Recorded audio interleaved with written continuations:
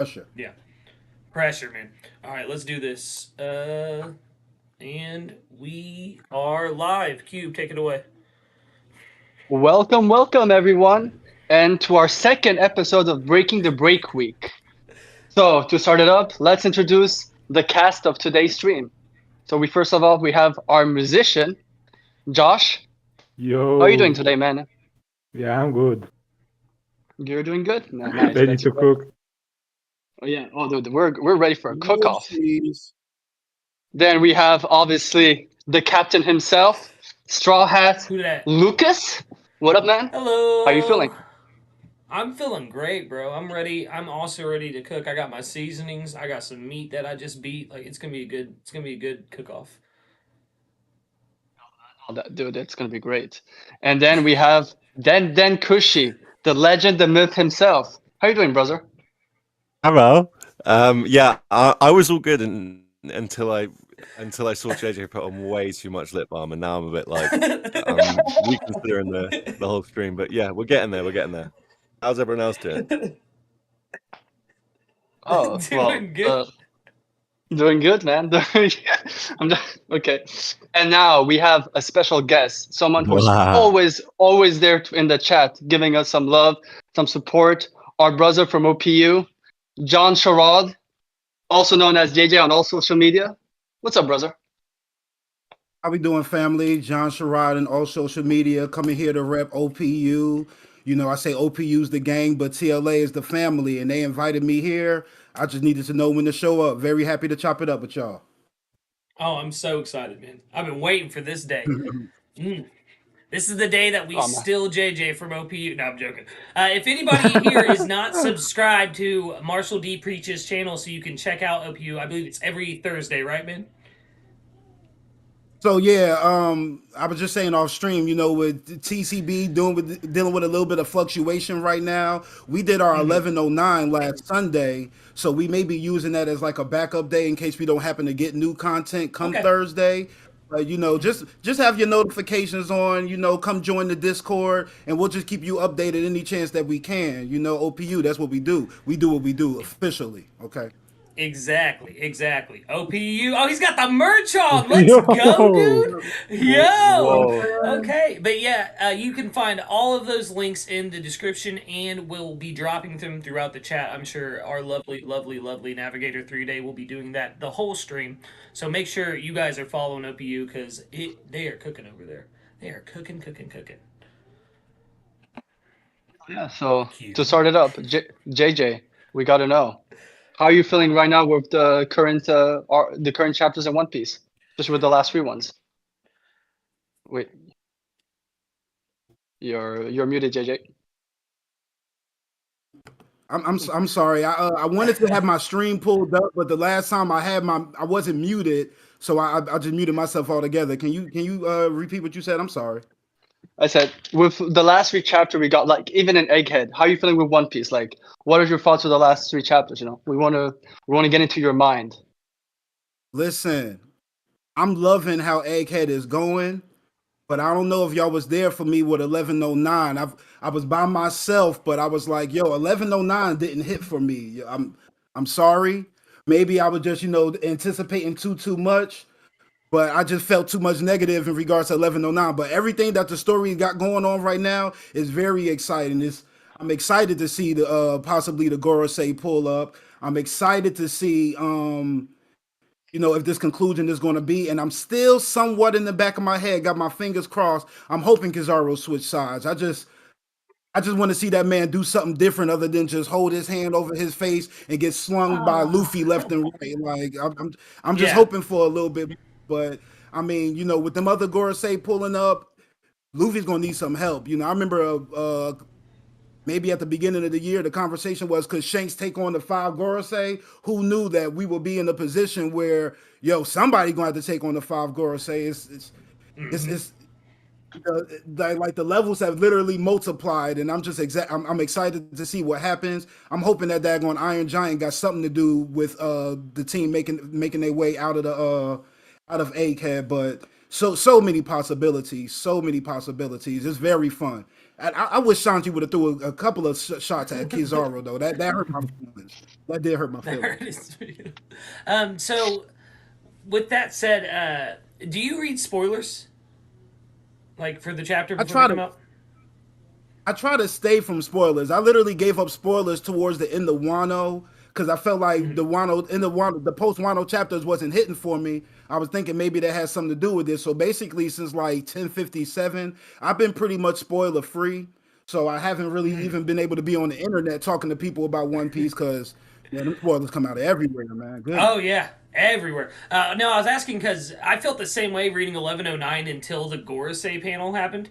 Um, because of spoilers, because everyone was saying Vegapunk's speech happened and he named the ancient kingdom and like everything, and it was like, oh yeah, let's go. I was so hyped up for it. I was like so excited.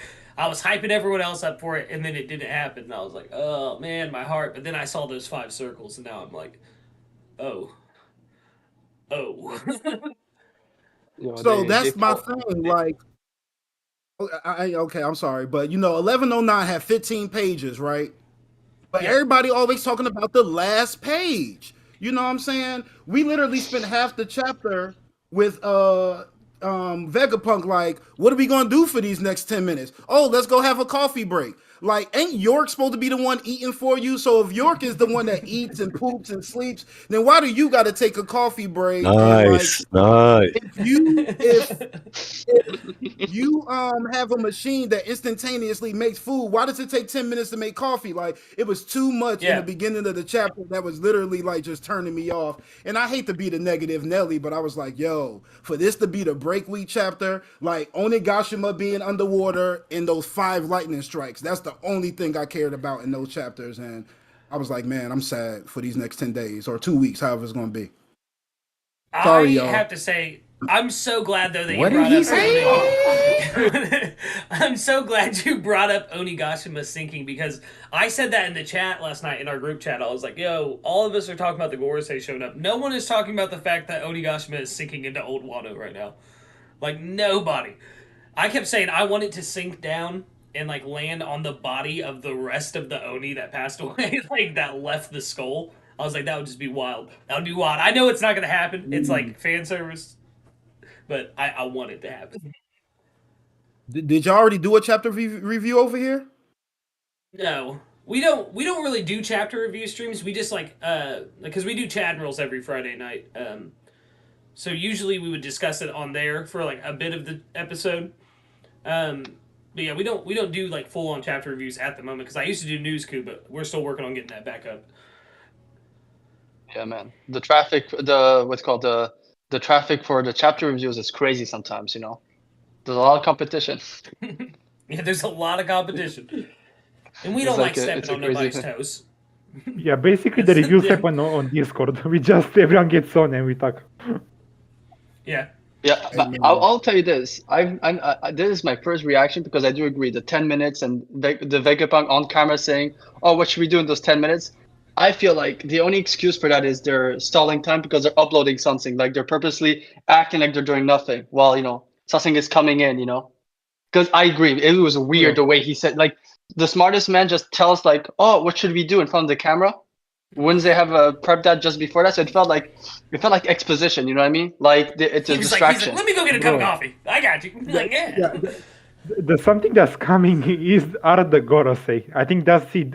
The reveal of the ancient kingdom and the who rules the world is gonna happen simultaneously with the Gorosei appearing. Vegapunk is gonna live stream that to the entire world.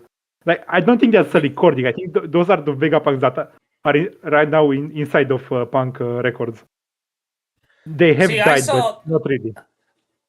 See, I saw that as well because they zoomed in on what was giving out the broadcast in Punk Records, it was a chamber that looked like it had like ice around it, like on the outside of it. I think that's his brain. I think it's his brain, like straight up. That's giving out the like- signals. Yeah, I think even the thing with the clock, that could just be a simulation. The background doesn't really matter. I think Yeah. that all of those Vegapunks are just the consciousnesses. Yeah, are it's in Punk what was Records right now. inside of his brain before he built them in the real world, basically. Yeah, Is because- that what yeah, you're no, saying? it's weird. Because like that's awesome. Yeah. Yeah. Yeah, I think Vegapunk planned for all of this. All of this stuck with the coffee. He's just baiting the Gorosei. Yeah, that I like plus Yeah, the yeah. idea. I've mentioned a couple yeah. times as well. Like, I'm not going to be happy if we just like breeze past this whole York traitor stuff either. I need more. I need like who was the shadow? I need like, yeah, what's going on, man? If there's loads of background noise, really sorry. I ain't hear nothing. But yo, that may be the thing that annoyed me the most when we was at Winter Island and then we was at Elbath and then we came back and York was just in shackles. I'm like, yo, I need some answers. We got Kaku and Lucci just in the room with the straw hats powwowing. Like, what happened? That's definitely something I'm very intrigued by. So I'm definitely glad you mentioned that. And then another thing what Cube said earlier, Vegapunk stalling, that can make sense now that you mentioned it because he was on the ground leaking because Kizaru stabbed him where Saturn stabbed him, and he was like, "If I move, I'm going to hemorrhage." But like, if that's the case, why when they're trying to get you out of here, he's still like, "There's something here I need to protect." And I was like, "You can't protect anything. You literally just said you can't move." So maybe all of that information all goes together and very intriguing. It's just, hey, the one thing I always say is Oda give us more questions than answers, and I can't Yes. wait to see what we're gonna do with this 1110. Yeah, and there's like something if you reread Egghead, especially with the satellites, it's just weird. Like most of the satellites who were like other than York obviously was playing the trick, they all got taken out in one tap. Atlas jumps when he said Chaka tells him don't go to the lab. He jumps forward, one taps Rob Lucci takes out Atlas. But then you found out Atlas explains, "Oh, I could be destroyed as many times. I can come back. I can even change my appearance." It's like if you look at it, there's nothing off with those satellites. It's just weird, you know. It's like there's more to it. And then obviously Stella just able to teleport at the beginning of the arc, just is in one place and then says, "Oh, I gotta go." And then he finds himself in the laboratory. Like there's something off with those satellites. I've been saying it. I mean, Yeah. Den he's been the biggest ever since the York reveal. He told me, "No, dude, there's something sus with all those satellites. It doesn't make sense. How can they not clock in York?" Shaka, Yeah. I Shaka having thought a mask, the York like just essentially being able to stop eating and hold all the Vegapunks hostage, the warping stuff. There's just so much that, as JJ said, there's way more questions than answers, and I would like with the Buster Call. If you tell us that it's lame and it's supposed to be lame and there's a reason, I'm down. But like, give me something. Don't just have another failed Buster. I hope he muted himself, like right in the middle of that sentence. Yeah, dude, you muted yourself. Did you just censor yourself because you're scared of Emu? Don't worry, man. They won't Oh my find us god, he here. just got Lelucian. Like, Yeah, I think the purpose of the Buster Call is that to show all the vice admirals that who are they following, and Yeah. it's gonna be they're gonna stop a Buster Call. I think for the first time in so many years, and Like all maybe this. yeah, Oh, sorry. many of them You gonna think- defect. you think all of the vice admirals are going to turn coat? Not And, all like, of them, stop but the most Buster of them. Yeah. Most of them? I don't know. I don't know, man. They all Actually, got them dogs in that's all. interesting. You see that? Doll's the only one. Yeah. That's interesting. Yeah. Because if you Doll, think about it, my- right? Oh, sorry. No, go ahead, Cube. I was just agreeing. No, it's interesting.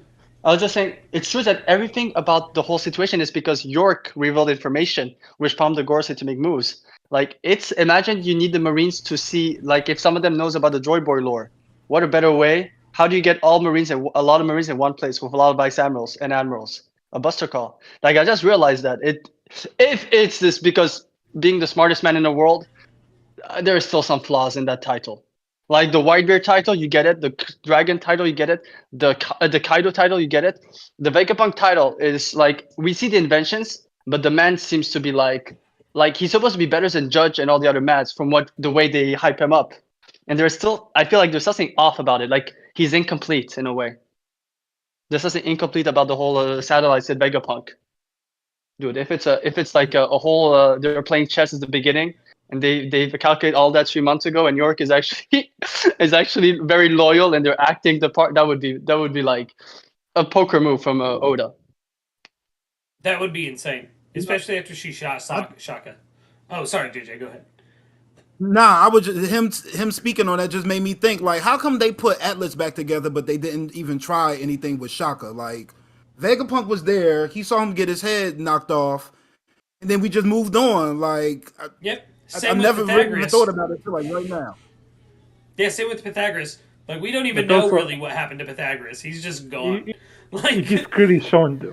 Yeah, the death of Pythagoras and Shaka is clearly shown that they have destroyed the brain, and also Begama is the yeah, brain. that's true. Yeah, that's the That's element true. Yeah. that seals the deal. And there's something like I know people like to clown on Dragon and call him a fraud, but there's something weird. The more he's having those scenes with Vegapunk, Shaka telling him, "I'm gonna die today," and the more I think about it, it feels like it was a code, or like like Planetopia, like something. Because the way he's thinking Yeah. about it, it doesn't seem that he's scared for his friend. It seems that he thinks that something is happening, like it's time, it's D-Day, in a way. Like there's something That's off like because his Winter Soldier code. He like called Dragon up, was like, I think I'm gonna die today. And Dragon's like, oh shit, yeah. Plan Zeta. We have to go to Egghead right now. Like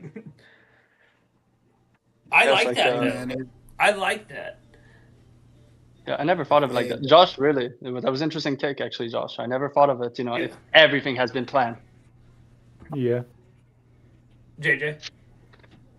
I mean, like if they've had something in the works for these past, couple of decades or so, maybe I could wrap my head around it. But hey, if you slide in for Vegapunk, then you let Kuma get, dealt with how he got dealt with.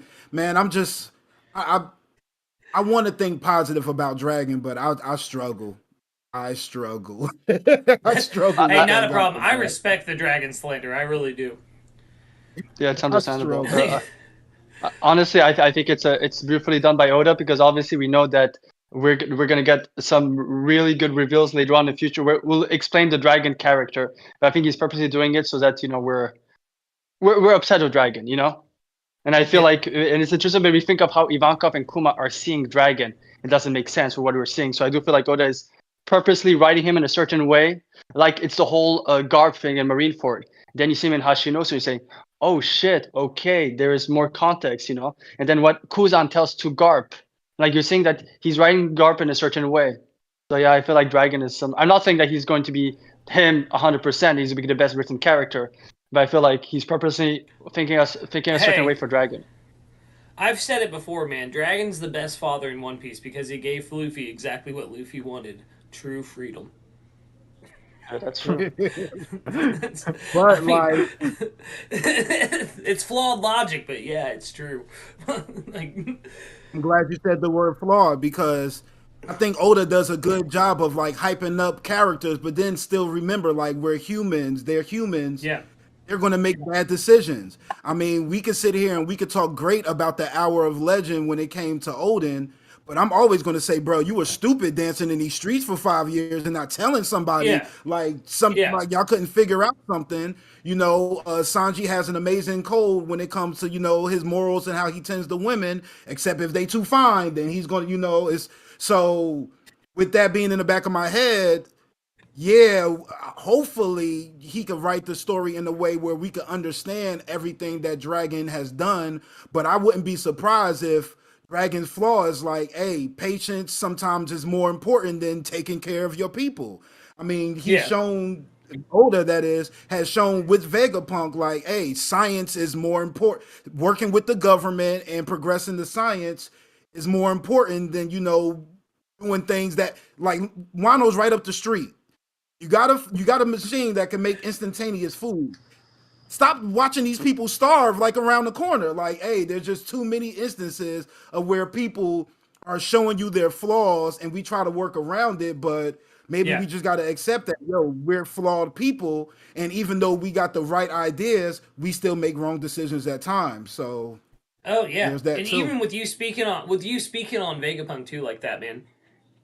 I can remember just even before the Kuma flashback and during the Kuma flashback when people were like, I don't know about Vegapunk. I don't know about Vegapunk because we didn't know. It was a moral gray area. We didn't know if he was good. We didn't know if he was bad. And then we saw what happened with Kuma, and we were like, okay, maybe he is okay. Like, because he's a good person, but like you said, he has his flaws. He only sees he does the government because it's a means to an end, but he still doesn't even have the funds to, like you said, go to Wano and distribute food. He still doesn't like because so his means to an end isn't actually meeting him or getting him to the end of where he's supposed trying to go.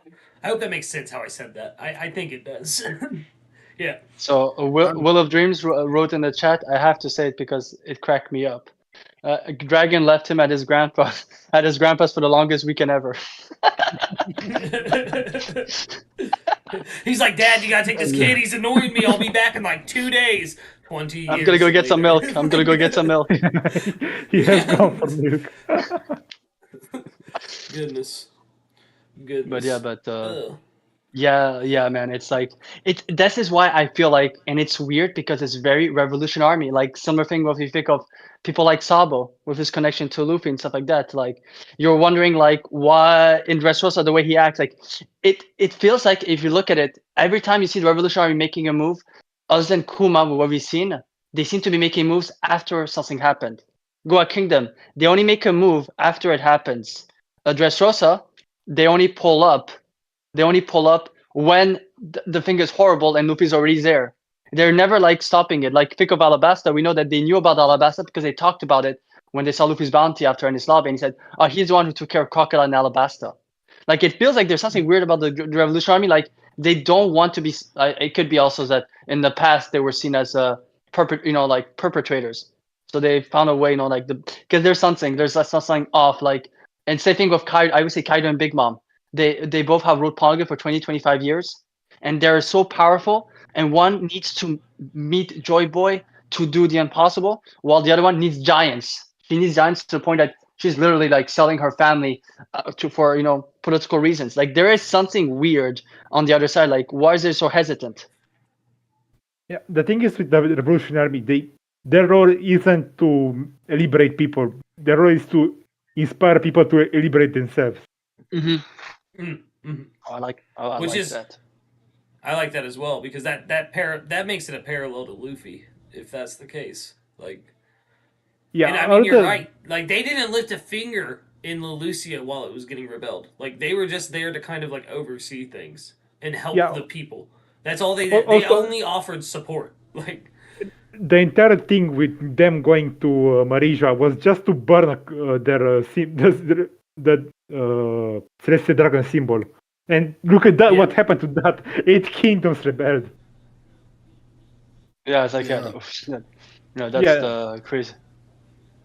But that does my head canon. I do feel like the dragon for some case, I do feel like they know about the Joy Boy lore, and I do feel like they're trying to basically be a distraction because it's interesting. The biggest moment where Luffy becomes a big thing is in Wano. What happens at the same time? Revolutionary empowers 8 nations to like literally, if you think about it. It's not just Wano that got liberated. 9 nations at the same time. Like it's weird. It feels like it looks literally that they're playing chess, but they're already you're not seeing the move. They're already 3 moves ahead, and you're just thinking that they're just moving their pawns stupidly, and then without realizing they already moved the queen and the horse, but you haven't seen it yet. It's weird. Like I love that faction, but nowadays it's very hard to comprehend like what's the end goal with Revolution Army. Like where are you going to be next? Are they going to pull up an egghead because they keep showing them constantly as well? And we get all these reactions from everybody around the world, but we still haven't gotten anything in regards to the Grand Fleet, other than the people in Dressrosa. But they're kind of like stationed within the place. Everybody else is kind of pirates for the most part. I want to see what Cavendish is thinking right now about everything with Luffy. Yeah. I mean, why not? Yeah. And Bartolomeo, I need to know what's going on with Bartolomeo, man. After he attacked Shanks' territory and claimed it for Straw Hat Luffy, like, I need to know what's going on with Bartolomeo. And I'm gonna repeat this, and I've said this. The last time we heard about Neomads, they said they're going after Vegapunk. The last time we saw the Cross Guild, they said the Mihawk asked Buggy, "So you want to go after the top dogs?" And he said yes. And interesting enough, during that message, we see the rest of the world. we see no cross guild or no Neomad's reaction. Considering Neomad's connection to Vegapunk, you know? Like it's weird. Like I'll say this: if there's other factions who are pulling up, like the Giants, it could be cross guild and Neomads, and that's what We also we're didn't not seeing them. see Blackbeard's reaction to it either, which is another Yonko we Yeah, should true. probably have seen's reaction to it, because he has people on that island. You would think if something was coming from Egghead, he'd be like, "Oh yeah, my crew's there." And I know he doesn't care about his crew that much. I mean, look how he walked all over Doc Q and Stronger during the fight with Law in the anime. Like that dude was trashing on his own people basically. But still, I feel like his reaction was something we should have gotten. Yeah. So I'm just gonna give a shout out. There's a special someone in our chat right now, Imagine Crow, another member of OPU. He says face cam, and he's talking more than he does on OPU. What the hell is going on? That's that TLA magic. That's that TLA magic, baby. I'm more of a listener than a talker, you know what I'm saying? And my boys be cooking, and you know what I'm saying? I just be digesting the food. I apologize, Crow. What's going on? Appreciate you coming through. 3-Day in the chat, our lovely Navigator, wanted to know if you think, where is it? Oh my god, I just lost it. 3-Day, what was your question again? Holy He said, shit. do you think Dragon is cold-hearted, or is he suffering there on it the is. inside? There we go. I mean, I could imagine it's a bit of both. One probably leads to another. I definitely think there's some cold-heartedness there, just off the fact that I remember when Kuma, he separated himself to tend to Bonnie, but then he came and checked on Dragon occasionally, and this is the thing that always gets me with Dragon. This is always going to be the line. Oh, so Ivankov and I can't remember the other guy's name got caught. How's everything going with you recently? Like he just moved on so quick. Like he gave him the news, he gave him the scoop about his peoples. But let's talk about something different, because you know what I'm saying, we got this whiskey here. We don't want to talk too negative, Yeah. mess up. Yeah, not too negative. I definitely think there's some cold-heartedness there. I was about to defend Dragon as well, but now that you say that, I'm like, oh yeah, he didn't go get them from Impel, because I was like, I feel like he learned with Ginny to go get his people after like what happened with her, because the minute Kuma was in Marie's he was like, let's go get Kuma, and then like, but then he didn't even try to get Ivankov off.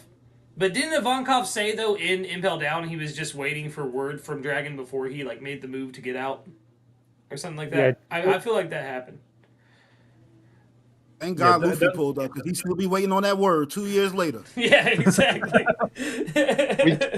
I said this ever since we got the Kuma flashback, and I never realized that Dragon is the only Monkey D who actually smiles very rarely, only when he hears about his family or Luffy or a member of the Revolutionary. Which is, when you look at Garp and Luffy, and then you see Dragon, other than they look similar with Luffy and Dragon, it's weird. Like I think his backstory has to be like, messed up, because dude never smiles. Dude, he's looking over to the east to like look at his son, and he looks so angry about it. Like completely. Like he looks like Guts' theme from Berserk is playing in the background. He's like, whoa, whoa, whoa, whoa, and he's just like, it's terrifying. Give me 1 second, boys. I got a phone call. Yeah, no worries. Actually, there's something, I'm from a francophone country, and this might actually blow people's mind. Remember that scene? And someone brought up like a scene that Mihawk did at the Reverie, where he was not even in the room, and he seemed to be hearing the discussion by looking by the window. And he told Perona, right now there's a decision making inside the Reverie, which is very disturbing.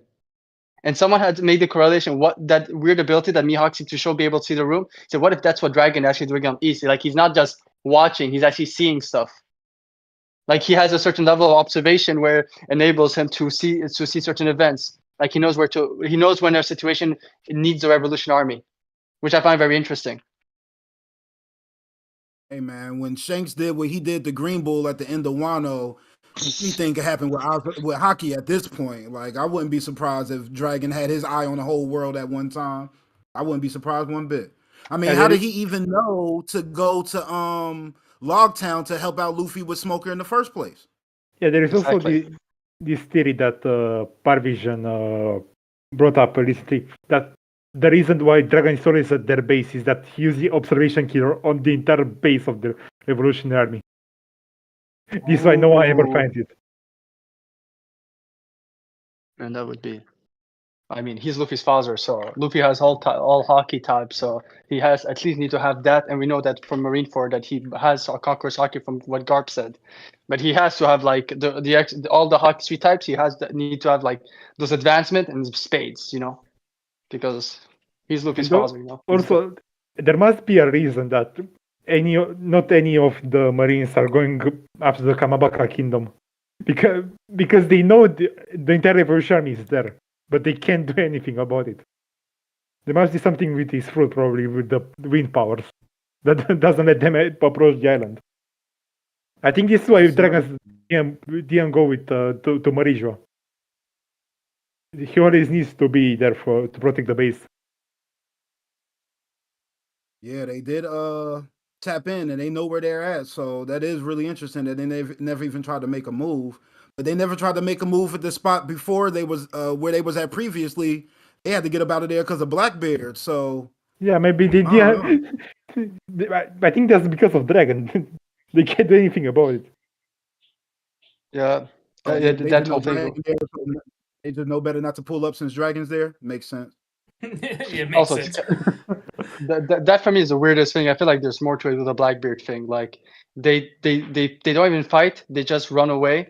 But they're willing to send a small faction to the Marijoa to declare, literally go war with the worst of the worst. Like Marijoa is like, it's like going like at the White House or something. You know what I mean? Like, but they're not willing to take the heat of Blackbeard. Like it feels like there was more to it. Hey, man, imagine he has that Aang complex.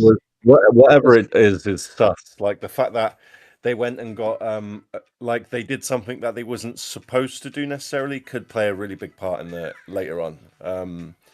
Like it's like Karibo. They didn't expect Karibo, and now they've got him. So that could be like all these little things could add up to fate, sort of tricking Blackbeard and letting Luffy like be the one, because Luffy was the one that put Saturn in like the position in front of Devon. So it's kind of like fate in a way, if you know what I mean. So yeah, it might play a part later.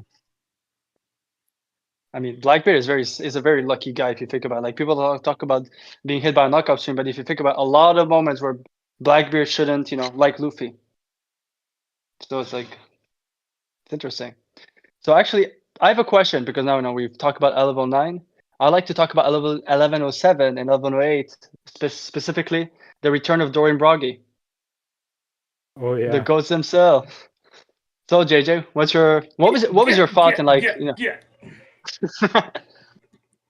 I mean, I'm very interested to see. It seems like everything pre-time skip is getting multiplied with this being post-time skip. So I just remember, Luffy. I know the guy was poisoned, but which one did Luffy beat? Was it the Blue Magellan? Ogre? Oh wait, Nah, no, I'm talking no. about I'm when sorry. they was on Little I'm Guard. spacing. He had to throw hands with one of the giants real quick and handle them. So I know he was kind of affected Dory. beforehand. Dory. That's the one that that's the brown beard one more than like the red beard one. I think, right? Yeah. So, like I said, Crocodile was the man, but comparing him to everything else, when he came in the post time skip, he's going to have to get him a little bit of a glow up. So I'm expecting the same thing with the Giants too. It was really nice to see all four Giants pull up, the ones from Eni's lobby as well. But Luffy has been fighting Kizaru and Saturn in that giant form. So I really need, when everybody finally sees each other, that everybody sees each other eye to eye. I'm really excited to see how that happens. And I'm thinking between the Giants, Luffy giant form, and then the Iron Giant, I'm thinking that's going to be the 5-on-5 with the Gorosei right there. So I'm really excited to see how that moves forward. But the Giants is here, so Elbath is Usopp. It's almost Usopp time. I don't know how y'all feel, but it's almost Usopp time. Dude, Usopp is my third favorite Straw Hat. So I'm so excited. Absolutely. I'm so excited. Honestly, it's like Usopp needs that, because I feel like Oda has been preparing something for Usopp especially since Dressrosa. I'm telling you guys, if the Giants get killed by the Gorosei, it could end up in a big war. If the Gorosei kill the Giants, sorry. Yeah, that's very, very true. I think in Elbaf that Usopp's going to lift Mjolnir. With how much Norse mythology is going to come into play in Elbaf and everything we've seen about Elbaf being wrapped in Norse mythology and him having the like 5,000 ton hammers and the 10-ton hammers and stuff like that, it just makes so much sense that he goes to Elbaf and lifts Mjolnir. And it's just like, ah ha ha ha! And everyone else tries to lift it. Zoro is like embarrassed because he can't lift it. Same with Sanji. And then he just is like, I want it. I want that moment, man. So badly. But Din, Let that that. was spicy to just hop in and say. What were you gonna say, JJ? Sorry. Now I was about to say let Usopp pull out that Mjolnir, hold it up high, and then NL come out of nowhere and zap him, and he looked like Thor for a hot second. Yes, yes. It's I right. need NL's return in Elbap. Yeah, I think the Jokotino was that Usopp has a giant hammer that weighs nothing. What if he's gonna be the opposite? A small hammer that weighs Yeah. hundreds of tons.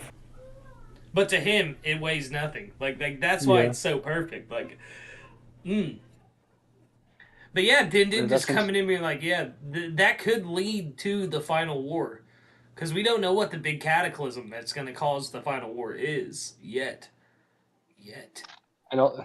Yeah, and I saw this headcanon. If one of the Gorsei dies, I'm pretty sure when they're gonna have a picture of what happened, they're just gonna see the body of the unalive Gorsei. I caught myself. With Usopp right next to it, with Usopp just passing through and just like the Sabo moment with Cobra. They're just gonna catch Usopp will be the only one on camera, and you're gonna say, "I didn't do anything," and then they're gonna increase his bounty. God Usopp actually goes after another god. I can see it. But yeah, it's And like we was just talking about the Giants. I love the fact that Frankie was the first Straw Hat to see the Giants, but they don't know that, man, because every time he get a bounty poster, it ain't got nothing to do with Frankie. It's the ship, it's the Yeah. general. Frankie. I love that. I'm like, Frankie is the most standout looking outside of Brooke. Brooke and Frankie are the most standout looking Yeah. Straw Hats. But Frankie could literally be on some espionage tip because nobody really knows what he looks like post time skip. So I hope they decide to do something with that with the story. I really do. Frankie's my guy. Yeah, Cube and I both have cooked on Frankie's lineage so much, man. Cube, yeah. I would love to hear where do you think Frankie comes from? So for me, I'm even more convinced of it. I already said it. If because Frankie introduced the story with getting the blueprint of Pluton, plus he had this engineering skills where he was creating like weapon of mass destruction at a young age. I said, what would be fitting? That person in the government that received the blueprint of the Mother Flame is Frankie's father, because I said this would explain the saving of Sanji, why his bounty keeps to be altered. Like first he's upset because compared to all the other ones, like he's one of the few who deserved to be at 100 million. He was at 94 million. And then they gave him his flowers, but he's General Frankie. And then now he's the Sunny. Like there's someone purposely like trying to hint away. So I always said like it would be very very full circle that the person that because we know it's she sent plans. She didn't create it and send it to them. She sent plans how to build it. It would be fitting that it's Frankie's father. Mm-hmm. I like that. But I'm they already said, Frankie didn't want to become a pirate because his parents already had left him. I'm still real simple, like, he's probably just a part of the deadbeat pirates, aka the red haired pirates. I can't remember which one of those specific guys look like him, but I wouldn't be surprised if Frankie's lineage has something to do with them and just gives him a reason to want to throw hands with those guys as well. Uh, and shout out to Tainted Marth in the chat. I really am vibing with his take on the subject, and that's there's a guy on the Rocks crew when we got to see the God Valley lineup, and they were all like there, who looks a lot like Frankie. And I am like sold thanks to his video on it. Shout out, go watch that. Go sub to Tainted Marth because like it, I am just sold that he is Frankie's father now. Like it's and they would explain a bad pirate who just dropped him off somewhere because Rox's crew is not known for producing the best of people besides Whitebeard. Like and oh that's not true. Gloriosa is not that bad. Everyone else though is pretty much terrible peoples. I mean, listen, I've always said that if we go like the actually horrible fathers, like with their kids, Kaido and Judge are fighting for that role. Because I'll say this, Yeah. Kaido might have taken care of his son, but with Yamato. But I'll say this: the way he dealt with it, like the change and everything, that's like it's similar to Sanji. Sanji literally he was in a cage at 8 years old with a mask on his face. Like, dude, Yeah. you take it way too far. That's why I said like Yasop doesn't bother me that much compared to Kaido and Judge. Like Hey it's man, if my child was cooking for rats too, I have to hide him somewhere also. That'd be. I'm like, listen, stop cooking for those. You the reason we got vermin issues because you be making 4-course meals for that squirrels and raccoons, bro. Go to the dungeon, man. I'm sorry. I'm sorry. he said, "Get down the stairs." The neighbors are looking at you weird again. Again. Again. Yeah. Like, oh my god. yeah. So Oh, So- God, that killed me. oh yeah. The other thing I wanted to address as well, and this is going to be I think the one of the most interesting part is what's your whole thought about the whole Blackbeard pirate plot line inside the Egghead, because that's interesting. What they did is really interesting. It's like plus Karibo. Yeah. I mean, for Katarina and Devon to touch Saturn and be like mission complete, like how does she even know he was there for that to be part of the mission? Maybe they was contact going back and forth with Blackbeard and they found out and maybe he was able to give them extra objectives, but I would imagine that they was already pulling up the Egghead before they knew anything about the Buster Call and the admirals and everybody there. So I really don't have any ideas about exactly what's going on, but I just always imagined once we saw Blackbeard pull up, I thought that he was going to have one of those satellites being taken with him. I figured there was enough satellites for Blackbeard to get one, for the world government to get one, for Luffy to get one, and then maybe Vegapunk still leave with the crew too. But he flatlining right now, so I guess that's not an option. inheriting all of Karibo's knowledge, dude. That's crazy when you think about it. Absolutely. If you was able to come up with Caribou and then maybe have a Pythagoras and just have him run all the ideas. Wait, was it no Edison? Edison. If you Edison, take Edison with Caribou and just have them work all these ideas in regards to these ancient weapons, man. I'm so interested with Blackbeard. Like just the fact that they got that warp fruit and they're able to be so many places almost simultaneously. Like we may need a Blackbeard cover story situation. Like I don't know if we're gonna be able to just follow him like that, but he's doing too much. And one chapter story, hey, he's at Winter Island, talking with Garp. And then the next one, he's sitting there with Caribou somewhere off of Egghead. It's just so many possibilities. The Blackbeard Pirates are really the best part of Egghead Island to me, just because there's so many places at one time. And we still don't know where Lafitte is, which is maybe the most intriguing thing that's out of all. bonkers to me, man. That we still don't know where Lafitte is. Like that is bonkers to me. Like how did we not know where he's at? I think it's NoChillDill in 3-day. They pushed this Hattori is Lafitte theory forever, the bird on Rob Lucci's shoulder, and I'm starting to think it's true, because like how else did the Blackbeard Pirates know to come to Egghead? And then Hattori just disappeared when the Gear 5 star happened? Nah. Like that ain't right. But nonetheless, yeah, I that's what I want to know the most about the Blackbeard Pirates right now is where is Lafitte and where is Blackbeard? Because after the fight with Law, he just kind of disappeared. He wasn't at Hachinosu. So like, where? Yeah, I where's mean my the man Garp at? situation. Like, what happens when Blackbeard finds out about Garp? Yeah, exactly. So He is gonna be I just happy. literally just thought of this as y'all was talking, but Blackbeard knew coming from Wano, somebody would have to go to Winter's Island. When if Blackbeard has studied the world so much that he knows, okay, Law Kid, Luffy, they got to go to these 3 specific places. I'm not messing with Elbath. I know better. Shanks may be there. Them giants is tough. I'm leaving that alone.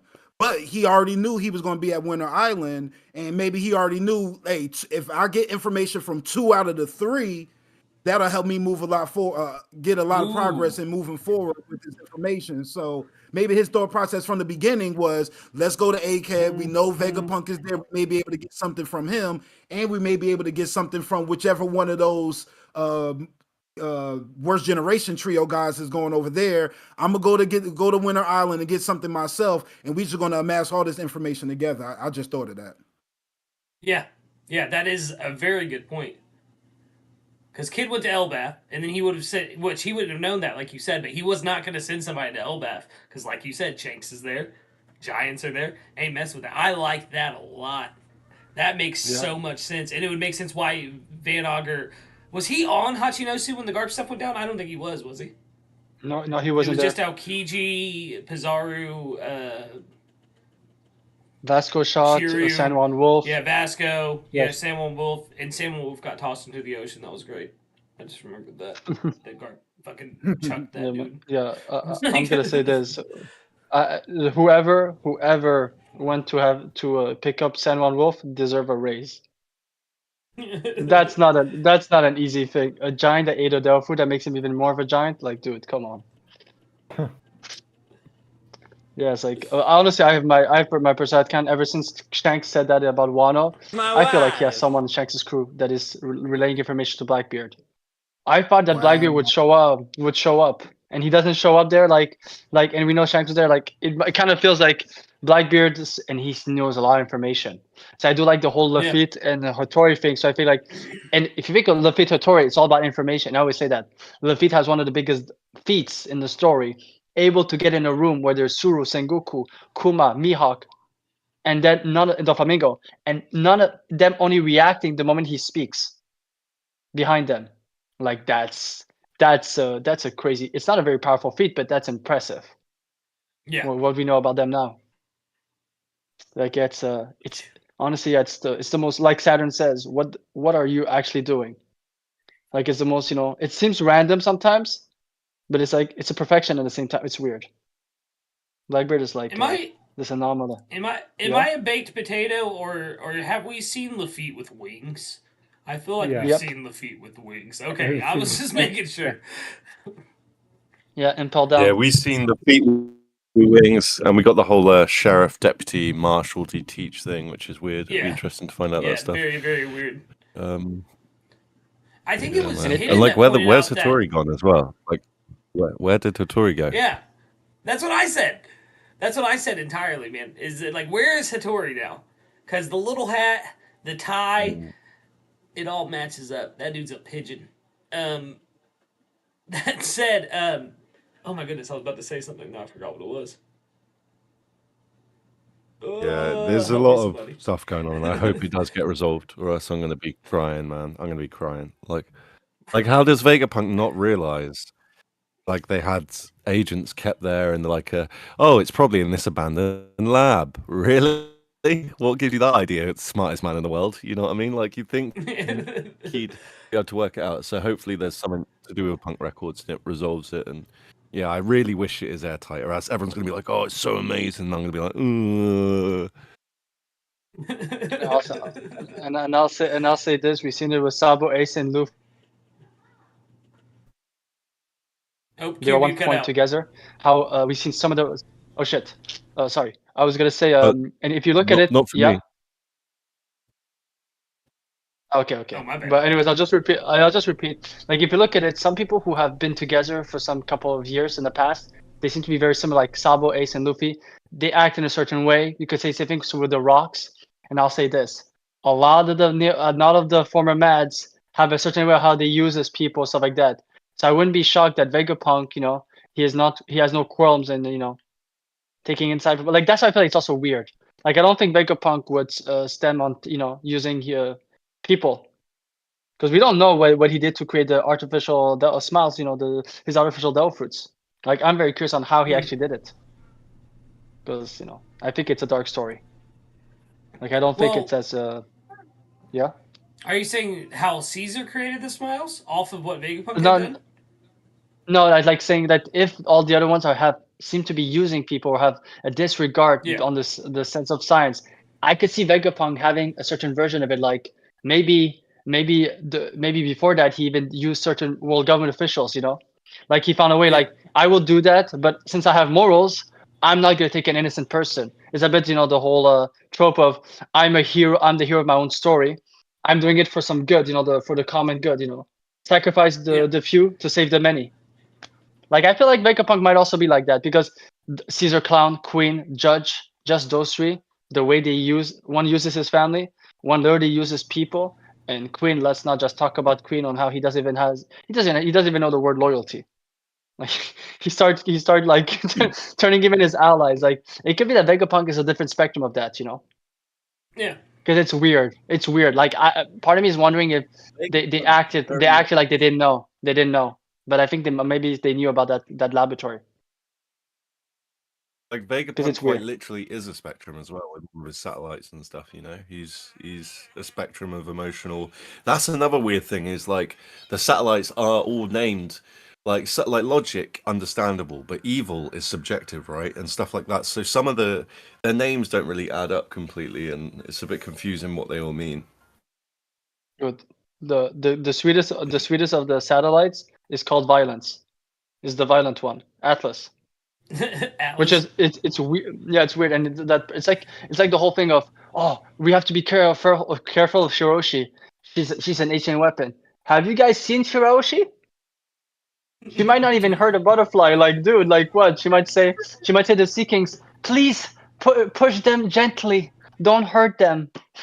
Like it could be also like that. So yeah, it's like yeah, man, Vegapunk and Vegapunk are putting in the category of Blackbeard, where he's a very random character in a way. But yeah, don't know. And yeah, dude. No, honestly, I'm gonna say this. Whatever the Blackbeard pirates are doing, I think it's literally what the Gorsey did 800 years ago. The fact that Saturn said, "What are you planning?" and then they look at Saturn and they say, "The world." The world. It makes me think like I'm saying, what if Blackbeard found out how the Gorsey came to power? Like when Blackbeard was introduced, it was a group of 5 people that came at Drum Island, which the Drum Island Castle parallels another castle, Pangaea Castle. And I find it very interesting, how. So I do feel like it could be like he's, going back to the source, found a way to, and now and also he wants to become king to a foothold in Merijoy. Like it is. That's I'm wondering if there's some Gorsey pattern, Yeah. But yeah, yeah, but So I got a question for y'all. So we've seen Doflamingo be able to have information to hold over the world government to get what he wants and kind of get his freedom over his own island. Are y'all imagine like with Blackbeard having Garp and possibly some more information? Do you think there's going to be a time when Pirate Island is an island acknowledged by the government? Are y'all expecting that to be? I think so. I think What he'll government, use man? what government? There's going to be no government, I don't think. Like not in the way that we know. So it'd be hard for it to be recognized. So I'm going to have to say no. It's a good question. So you think with the Gorosei all coming to Egghead that something's going to happen that stops the government from being able to function as a government? What if the reveal of the riddles of the world being devils? Yeah. Yeah. Which called it, by the way. Yeah, shit's going down. Casually called that. Shit's going down. I was also going to ask, just before we move on to answering JJ's question more, I was going to ask JJ, how do you feel about Karibo going to Blackbeard Pirates? Are you okay with it? Oh, I think it's really fun, man. I think I feel like the Straw Hats kind of played themselves. Like this guy has been around too many circumstances for y'all to not kind of maybe not like accept him, but just treat him with a little bit of, just a tad bit of respect. He's literally done nothing to affect y'all in too much of a negative way. If y'all can accept Bellamy being a part of the Grand Fleet, who I hate, oh my God, I can't stand Bellamy, then y'all can show love to the guy that literally gave y'all captain the strength to be able to awaken and beat the guy in his hardest fight ever. I just felt like for him to be on the ship and everybody know it, and then just think we on a government island, just go away. I think Zoro and them played it wrong, but Zoro's kind of stupid. We love him, but he's dumb. So yeah, everybody played that wrong, but I thought for Caribou to be the Blackbeard's Bartolomeo was very interesting. I really wasn't expecting that at all. I was expecting the certain pirate and everything he was talking about to be Blackbeard, but I wasn't expecting him to be on some fanboy stuff. Maybe an informant. Um, I think Blackbeard is an honest user, and I think his crew knows that too. So if they would have just crossed paths sometime, off screen, and they just would have just had some kind of relationship, I could imagine it coming back. But I'm really intrigued to see how this goes. But hey, that quicksand versus Yeah. that barrier fight in the final war, that's gonna be dope. Can't wait for it. Surprised me if like the fan stuff with it was like bullshit from his side, and it's a bit of a red herring. Like Oda had us thinking it might be Blackbeard, because I thought it was Blackbeard who was doing this, like who he was going towards or like aiming for. But it doesn't seem like, from what we saw, the conversation that we saw, it doesn't seem that like Blackbeard's expecting him or anything like that, which is interesting. But yeah, it wouldn't surprise me if he was lying about the fanboys. Oh, one thing that is interesting is we see him praying, which that does make me think he likes Blackbeard, because like right at the end of the chapter we see Caribou praying, and in the beginning of the last chapter we see him praying to Blackbeard, which is obviously like the inverse of the Nika stuff. So I mean, it's possible, but I wouldn't be surprised if he did like betray the Blackbeard pirates in the end. Honestly, you know my headcanon. I still believe that he follows Crocodile. His guy is Crocodile, because they're the only two think so? people. They're the only two people who are the logo are based off Earth type, and Oda had dropped an SBS about this Mr. 10 that looks like Caribou, a sketch of Caribou, and when Caribou was introduced, he had an X on it. And the only person who knew about Luffy and Robin and Pluton was Crocodile. And at the end of Marineford, he said he has a plan to change the world. I always felt like it's either Blackbeard, but I like the Crocodile aspect, like he's making a move That for he's been through Mr. Crocodile. 10 the whole time. Yeah, and we know that Mr. 1 is back and Mr. 3 is back with Crocodile. What if Crocodile during those 2 years recruited all of the former rocks, all the former barbaric works? Wait, That would be is fun. it just I'm looking up. is it just me? Is it just me, or I'm hearing some weird feedback, like, or is it just me? I think it's just you. Okay, wait, I'm gonna No, I hop hear out you. and hop back in. We lost Cube. He's gone forever. Oh, there it is. Oh yeah, okay, no, it's better now. It's weird. There was some. Oh weird, wait. Like on the stream, I can hear some white noise. That was what I was hearing. Have you got music in the background that's like finished playing or something? No. At least now it's gone for Weird. me. But yeah, that was the noise. It was very weird. That's why I stopped for a second, because it was affecting my speaking. But yeah, I was like, yeah, I feel Probably like a for me it's fault line. Blackbeard. Nothing to worry about. Yeah, but for me it's either Blackbeard, but I did like the Crocodile twist, because I've also said that who in this world, in the world of One Piece, sees Blackbeard and says, I want to be just like him. That is, also that's very weird. Like Blackbeard doesn't do a good work on being inspireful, inspiring people. I look at Blackbeard Backstabbing. and say I want to be just like him.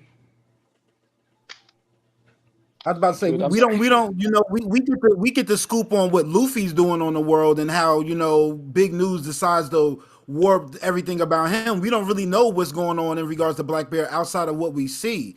And also, we've seen in the story, Kuma, he knew, like, hey, whatever the newspapers is writing about Dragon ain't real. I want to see everything for myself. So I feel like there's a lot of parallels where people are just of the mind state of like, yo, we not worried about what the government is writing. We more worried about the actions of what we imagine the person to be, and we want to see it for ourselves. So I think we've seen a lot of that. The perception ain't always the reality for a lot of these characters. That's true. Yeah. Also- Yeah, when we find out why he went to drum, that shit's gonna like slap. I reckon it's gonna be a big twist. I And my son really agrees think as that well. I think he went to Drum though because he is looking for a castle, and I think the castle's Marie Joie, but Drum Island's castle looks eerily similar. to Marie-Joie. Yeah. I think he got the castles backwards, and that's why he went to Drum initially, is to find out. I think there's a treasure or something hidden in Marie-Joie, and that's what he was going for. But that's just me. Yeah. Or he was looking for Chopper's And devil fruit. It's one of the two.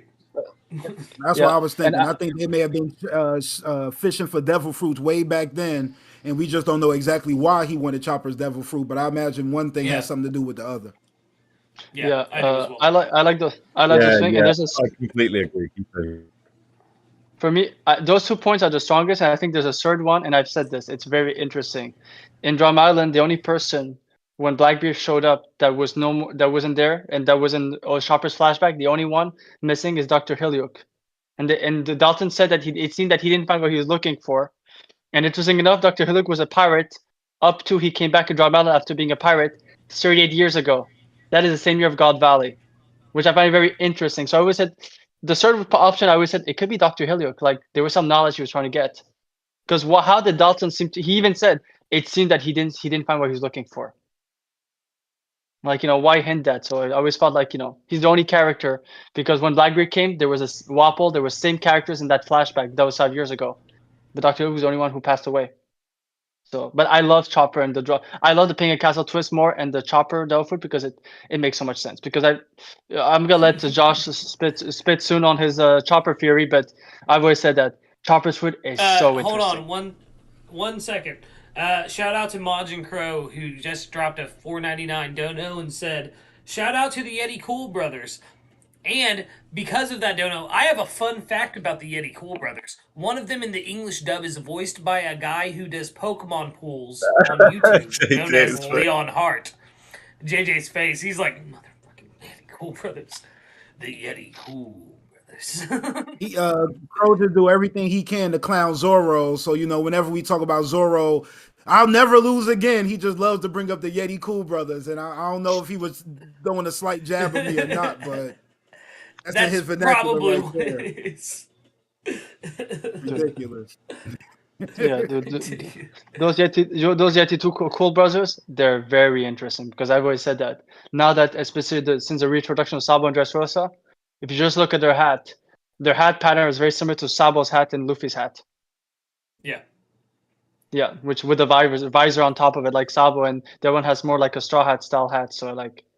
That for me, that's one of the biggest mysteries. In One Piece, whenever you see anything frozen in One Piece, it's important.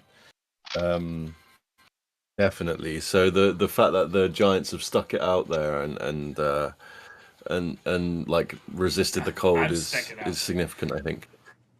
Yeah, basically, I believe that the Yeti Cool Brothers are just giant and mink hybrids. This way, giant mink hybrids. Yeah. Wow. I mean, they can dude. One day, Oda's gonna have to explain to us how they are able to make. Because I just want to see the science behind it because I feel like there's more to it, especially since we never see, other than Ace's flashback, we never seen an actual pregnant woman. I want to know how the giants hybrids happen because that's very interesting. Whoa, Kube! Whoa, that's for the late night streams. Like how it happened. Yeah, everyone knows how that happened. Oh my goodness! Yeah, man, Big Mum and that tontata. That's all I'm saying. Then, Josh, JJ, I have to shoot off for just a little bit. I'll be back in probably like 30 minutes. But yeah, enjoy the stream until I'm about to back. Spicy questions, so you're going to be missing out. Oh, now I'm sad, man. But yeah, if the stream somehow has to end like in an emergency before I get back, just message me, I guess. But yeah, I'll see y'all in just a little bit. Yeah. See you in a minute, brother. So I'll let you go. I was just talking about how Frozen. I was going to say like how Frozen stuff is real spicy in the One Piece world, right?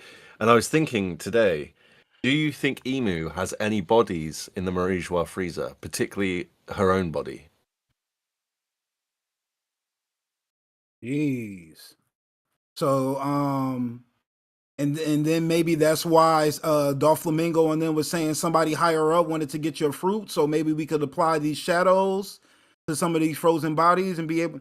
I literally have never thought about that before now, but I mean, Rock's got to be I'm somewhere, thinking right? I shadows mean, as unless well. huh? I'm thinking maybe shadows as well. Like if there's one or two in particular, like Garp is frozen now, right? There might be something specific to like I'm gonna just put it out there just for you, Kube. I'll alley-oop you, right? What if they put Zebek's shadow in Garp's body or something like that? Like there, I feel like there is more to Garp being frozen, and there might be someone else frozen in Marijois, and because we saw all the giants frozen under is it Punk Hazard or Thriller Bark? We've seen a few different frozen people, so I'll be interested. Is it just me Um, or you got cut out? Yeah, I think yeah, it was cutting off a bit for me, but I'm gonna try to work with what I was what off of the premise of what I guess he was saying. Um, I mean, I really can't think of too many. I mean, you got your Vander deck. I'm thinking about all the characters from the past circumstances that kind of matter. I mean, shoot, whatever happened to Roger's body? They got rid of him in front of Blog Town for the whole world to see. He made a big announcement, but I mean, nobody ever said, let's go visit the Boom, tombstone of boom. Roger. So that could Yeah, definitely be something. Um, like where's the Oro Jackson as well? Stuff like that. There's a few relics that it's just never been brought up in One Piece. Dude, and the Oro and Jackson was with like was sought out for a reason. They didn't put that flashback with Tom, like where's Oro Jackson now? Like they wanted to know also they didn't want just arrest him, they also wanted the location of the ship. Like there's something about it. See, but I can imagine that ship actually being on Elbath as well. With it, we imagine that the Atom Tree it comes from Elbath, and maybe after everything was all said and done, maybe Scopper Gaban just went back there and just made it part of his post.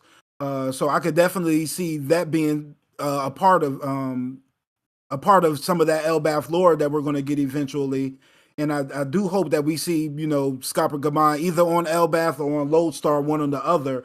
But I'm just thinking the closer we get towards the end game, the more comfortable Oda's going to be with sharing more of Roger's story. And he just, wanted to make sure he got all, his tea leaves in order before he start giving us the big things. Because once we start getting that information with that, then he's going to have to give us all the, basically everything that's in Odin's logbook. And I think he's done a real good job of just like setting the standard or setting the table for everything to come out then. So like once we get to Elbath and we get more familiar with Shanks, and then we learn from the older giants about what possibly happened with the Iron Giant from all those hundreds of years ago. Um, I think once we get to Elbath, we're going to get a whole lot of answers for stuff that we're just not 100% sure of. But I mean, to go back to that, to the freezing bodies and Marie Joie, oh, it's just there's a lot of possibilities. I'm very interested. We may mess around and see Brooks' body up there. Who knows? I'm the only one. Woo! Who Bro thinks brought that his was chef's wrong. hat today. Yeah, that is wild. Yeah, dude. I'm gonna say this. Honestly, I feel like it's a missed opportunity, and I really hope that Vegapunk, by create for the Revolution Army, he created a Seraphim based off Roger. Because we don't know what happened to Roger's ship, and I find it very interesting that, like, think of everything they did. If they had access, and we know, actually, we know that it seemed that it was the Marine who were executed. It wasn't the world government. Like same thing with Ace. There were no in Marineford. There was no world government officials. It was just Marines. So it could be an interesting thing where he was able to get to the Marines, Roger's DNA. You know, which if you have a gambit with one Seraphim, make 7, and you make 1 for yourself. One base off Roger would be the best one. It would be the best, absolutely. But it's like, oh, dude, it's yeah. So then you got any more spices? Because you said you had a few questions, and I'm very excited to hear them. Yeah, like I've been thinking about a few things, so they might be a bit all over the place, but so also what else we've been cooking? So the Gorosei mentioned, I mean, Saturn mentioned he hasn't been to the surface for a long time, and now we see all 5 of them together there. Do you think that the last time Saturn was on the surface, they were all there together again? Do you reckon, like, I mean, do we really think it's been 800 years since they've all been down there together, or because you can imagine shit's gonna pop off when there's 5 of them on the surface? Use my ringtone. I maybe not that long, but I would imagine like none of the other Gorosei have been on the surface since God Valley.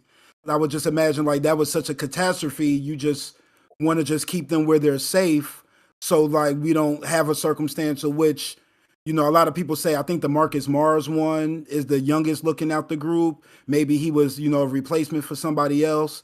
Maybe he was the replacement or he was the replacement for something that happened at God Valley. The only one that we saw there was Saturn. So maybe there was another Gorosei that was down there, and everything with Rox and Roger just took it to a whole nother level. And once they got rid of that guy, they had to find another one. So I mean, because that Marcus Mars, he seems to be the one that's kind of out of the loop and sometimes jump to conclusions. When this Vegapunk telecom thing started, that's going to announce everything to the world. He just assumed like, yo, it's got to be still in the labro phase. I feel like sometimes he jumps in to kind of feel a part of things sometimes, but he doesn't really know as much as he doesn't have as much information as everybody else is privy to. So that's one thing that always interests me. Preach Yeah, used to work with Wars. He made his own channel, and he was talking about Garling. He think is going to be a replacement Gorosei for somebody, and I could definitely see that being the case. And I can see like the Gorosei have been through this process before, so they know how to ingratiate somebody within their group. And I think that Marcus Mars was the one is the recent example of that. A whole lot of headcanon, but I wouldn't be surprised. But particularly from like like we had them couple panels in Wano, right, when they were talking about the Nika fruit, and there seemed to be a dissonance between the knowledge of each of the Gorosei. They sort of knew different things, which suggests like they haven't all been there the same amount of time. So yeah, I think that's probably accurate. And that's really interesting. Like with 1109, it kind of seemed like they were talking to each other, like, telepathically. So you would imagine, well, maybe they're not able to, go inside each other's brains, but you would imagine they would be able to share that information with each other. But hey, man, Oda with more questions than answers as always, man. I don't even know what I was about to ask right there, but it's Oda's interesting, man. With these Gorosei coming down, so what's the do y'all know the basis of Saturn and all those different kind of um demonic type things that are going on with the Gorosei? Like all the theories that people are making up of what the Gorosei are. Are y'all familiar with that? Like yokai and stuff, right? Yokai, yes. Yeah, So yeah. is there anything about yokai somewhat being immortal or like immune to damage or something like that? Because I'm not familiar. I mean, it's pretty open. I definitely feel like there's definitely yokai elements there, right? Um, I'm not sure how Oda's going to play it, but we saw the summoning circle, and now we're seeing multiple summoning circles. So I think that the yokai are going to be a thing, yeah. And I think they're going to be created similar to how traditional yokai are created, which is like certain people or certain things would have been through trauma for long enough that that then can be manipulated or something and then create a member of the Gorosei. Like Emu might have been the one who brought these guys forward. They might not be from around here or from this era, if you know what I mean. They might have been brought through some sort of, because we see like with Blackbeard's fruit, there's this dimension similar to the swamp fruit as well. Like there's some other place inside them, and it might be that Emu, like the Yami and the Gomu have very like tons of connections, right? They're super similar. So maybe together they can like bring forth demons from a different place and or something like that. That's where I'm sort of kind of leaning towards, but it's a bit wild. So but yeah, lots of options. Actually, and for the Saturn thing, because I think that healing Saturn, the way he heals, I think it's more Saturn's than actually the yokai. Because if you think about it, Saturn is Roman, but in Greek mythology, he's Cronus, literally time. The one who the god, the father of Zeus, the one who controls time. So I do feel like it seemed to be maybe more of a Saturn thing, especially when you found out what Saturn did to Bonnie. He's the one, she has her power. That's the age fruit. So I do feel like it could be maybe a Saturn thing more than a Gorosei thing.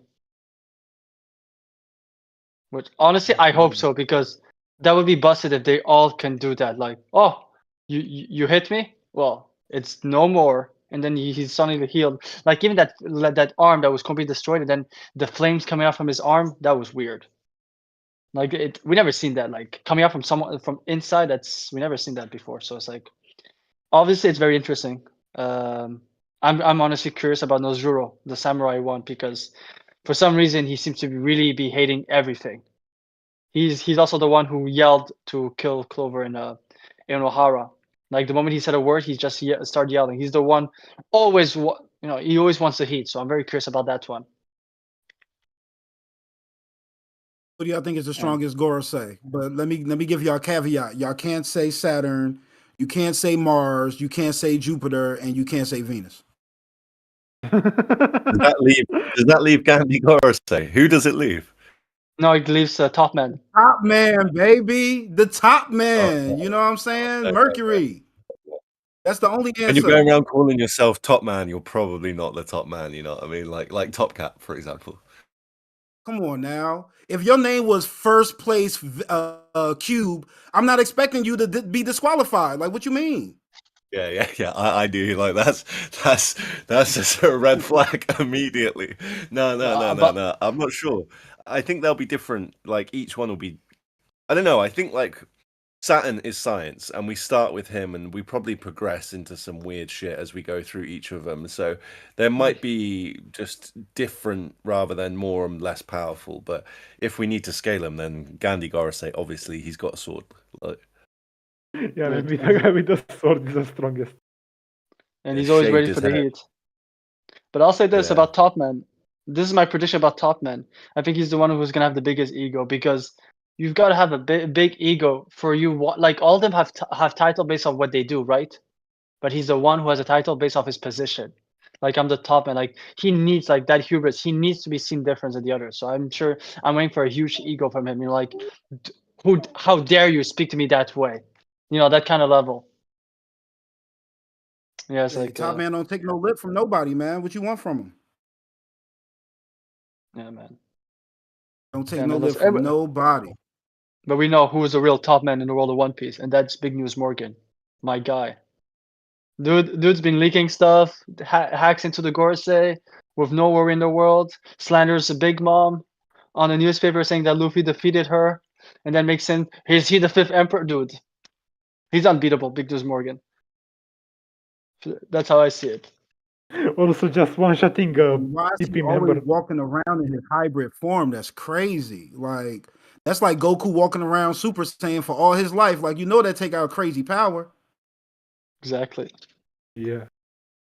Because if you think about it, other than Chopper, but he has the animal part, most Zoan users go back to their regular form, even Kaido.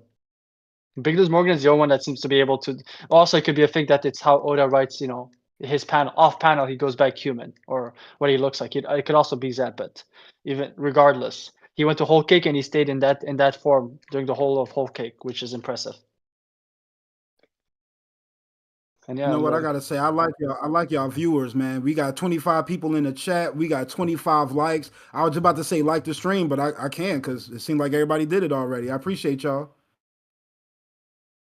Yeah, man. It's like that Dawn is right. Without Big News Morgan, Roger wouldn't be Pirate King. Most likely, he's the one who labeled him that way. That's exactly what it was when he first circumnavigated the world. I don't even think anybody was actually looking for that kind of title. It was bestowed upon him, if I recall correctly. Yeah, and I gotta give it up to my bro Vex for releasing one membership and saying like this stream, hashtag Jean Sharod, hashtag on all social media. Man, y'all be over here making me feel like I got an actual brand or something, man. I gotta get John Sharod on all social media on my t-shirts or something, man. Cause I mean, you've been promoting nothing this whole time. Vex created your brand. JJ, honestly, you're honestly always welcome. You're a part of the crew. I'm not sure if you noticed in the background of the thumbnail it says brand new member. So That's a subtle announcement for the TLA fans. But, Jeez. I won't judge That's you how- in Well, TLA. Like in Zoro, I then already you'll be see protected. that Grand Line Bound is the emergency food. If I was to join the group, what would be my position? Like, Oh, we I do need don't someone want to it to be scrub that poop deck, JJ. Jeepers creepers. Dang, yo, I'm not gonna be Congrats, Kobe congrats. episode 1, yo. I ain't signed up for this. Okay, we'll This start you on Kobe. fire. We'll start you on fire. Yeah, and I'm gonna give props to what Majan said, because I this is one of the agendas I find it so funny. Yes, Jupiter, aka Sanji's uncle, is the strongest. Impossible. We've got a vid dropping on Monday. I can't say too much in the stream. That's why I didn't bring it up. But we got a vid dropping on Monday about the fact that like there is some big stuff in the Bible and some other places talking about what happens when 5 planets, the 5 particular planets that are named after the Gorosei, align on one side of the sun. So I do think we're going to be seeing some big changes, and we'll be talking about that on Monday. But yeah, it's a cool topic, and I really hope Oda like ties everything up neatly, unlike Wano. I don't want to spoil anything, but I think one of my guys actually dropped something similar to like that in our Discord. And it had all the planets aligned, but it didn't have Mercury. So that just lets you know that top man is top dog. Like it's the science of it all. You know what I'm saying? I don't Is that I'm was that you know, Tion said? I'm not a scientist or something, but I'm just looking at the facts that's provided for us. It's just the navigator's assistant. Everybody's being disrespectful. You talking about scrubbing poop decks? 3 days over here saying I gotta be somebody's do boy. Like, listen, I'm too old for this. I'm too old. Okay, yeah. We can a bit of nepotism. We can like put you up at the top somewhere. Don't worry, we'll get it done. Listen, man. Who's the swordsman? Can I be the swordsman? No, that's Top Yeah, the man, you the definitely swordsman. can. Shoot. You can, but Josh has got multiple blades that I'm sure he'd love to whip out right now. No. I have them prepared. You think you Yeah, could man. take him? Then let's do it. Listen, why can't they listen? Brooks is swordsman, Zoro's a swordsman. They live in harmony. Listen. I'm new to the. I ain't new to the crew, but you know what I'm saying. OPU the family, OPU the gang, TLA the family. That's what I'm always gonna say. But let me ask y'all, what do y'all expect from my guy Rose, man? What do y'all expect from the Mad Monk? Yeah, it's Lord. cool. I got time for it. But Dude, One more time. yeah. So I was grabbing something for my kid, but was Kube signing us off? Nope, not at all. We need Oh, Lucas. okay. So I was thanking you randomly halfway through the stream for coming. Interesting. Just before, guys, we got a super chat for Mr. Bushido, €2. It's in a unique one. You should be on the lookout for Carrot. this No, you this should. No, you guy. should be. No, you should be the lookout like Carrot for Straw Hat. Sorry, I misread it. Oh, Yeah, I misread it. okay. Okay, maybe he means you should be the lookout. Yeah. Absolutely. We go But, so long when it gets full moon out here too. So I mean, I'm already, that feel about right now that he mentioned it. That's why I rock with you, Bushido. Yeah, it's fitting. It's fitting. So what do we think is going to be happening with Kid? He's sleeping. He is drowning. He can. I'll say this: he can even stay there if he wants to. He is served his Bro. purpose. No, I'm just kidding. I'm just kidding. I rock with Kid. I thought Kid was very fun. I just never saw him at the level that everybody else did. I mean, when you had Kid, Law, and Luffy showing off those powers at Sabaody, that going Law, you couldn't even explain what was going on. But Kid was cool, but it wasn't really like that. And then, I felt like the roof piece literally confirmed everything for me. But I will always say that panel where Kid had those people crucified is one of the best panels in One Piece ever. Like that man is a definite conqueror in the worst way possible. I'm expecting him to find his way back. Me, I'm a little different. I haven't really heard too many people say it, but I'm expecting Kid, one way or another, to find some way to align himself with Blackbeard, and his final fight, but his last defeat is going to come from the hands of Law. The same person he helped to beat a Yonko is going to be the same person that puts him down. I don't know if it's permanently, but it's going to be to get to help this Dawn awaken. That's definitely where I'm at. Well, that's interesting. I mean, I'm just waiting for. I hope he gets a humbling moment and he starts like using his fruit better, because for such a interesting fruit, it's very simple-minded on the way. Even his awakening, like I would have thought like some crazy stuff, and the dude just he turns you into a magnet. Then you see Law and I Luffy mean, and other people like. I thought the North and South thing, I thought that was fly. But I mean, I think everybody had the sentiment that Law had, like, oh, it's a bull 1 second, it's a rhino the next. Like, yeah, you could be a little bit more imaginative than that. But he never he needs a training arc. He needs a. Have we ever seen any real example of hockey coming from Kid? Everything is just all devil fruit influence, correct? Yeah, I think it was Yeah. confirmed that he has Kangaroo Saki, but we never saw him use it. Yeah.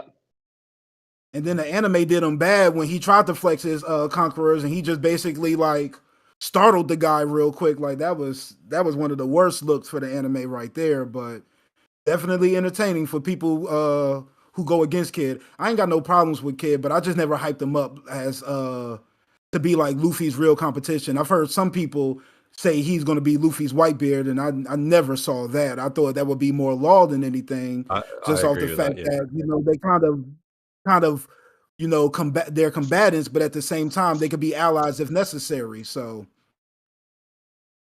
Dude, I'll say this. I just hope that he gets his humbling moments, because I feel like he got the same Oda box message as the Sharod and Sabaody.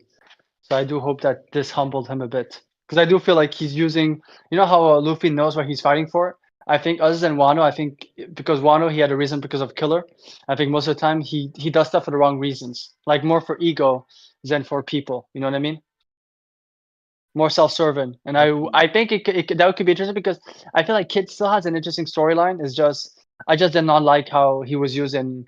I did like him some part in Wano, and then some other parts I didn't like how he was being used as a character. It was kind of weird, especially when the whole Dressrosa Pankazu with Law, and we finally get Kid in Wano. It's like we're getting something in Udon, and then it's him running around with his medal behind him with Killer around during a roof piece most of the time. So it's like so when you so when you say humbling moment, do you mean like him accept his loss and try to change himself? Because he's already been humbled. I mean, your ship is gone. You're at the bottom of the ocean. Like, I don't know how more humbling he could be, but are you saying like to be introspective with the loss and try to move a little different?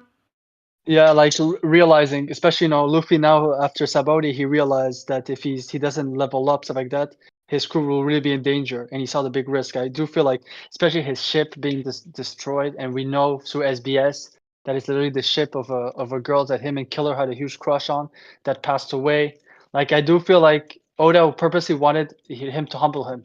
Like when we come in a story, he's gonna have a different way of seeing things. He'll still be the same character, but the reason why he's fighting for will be different. It could also be that, because I think Wano is a bit displayed. It's a bit like Kinemon between Dressrosa and Wano. If you look at Kinemon and Dressrosa compared in Wano, there's a whole different level. But then you think of Kinemon's life of Wano. He lost Oda, and like the 20, all that happened.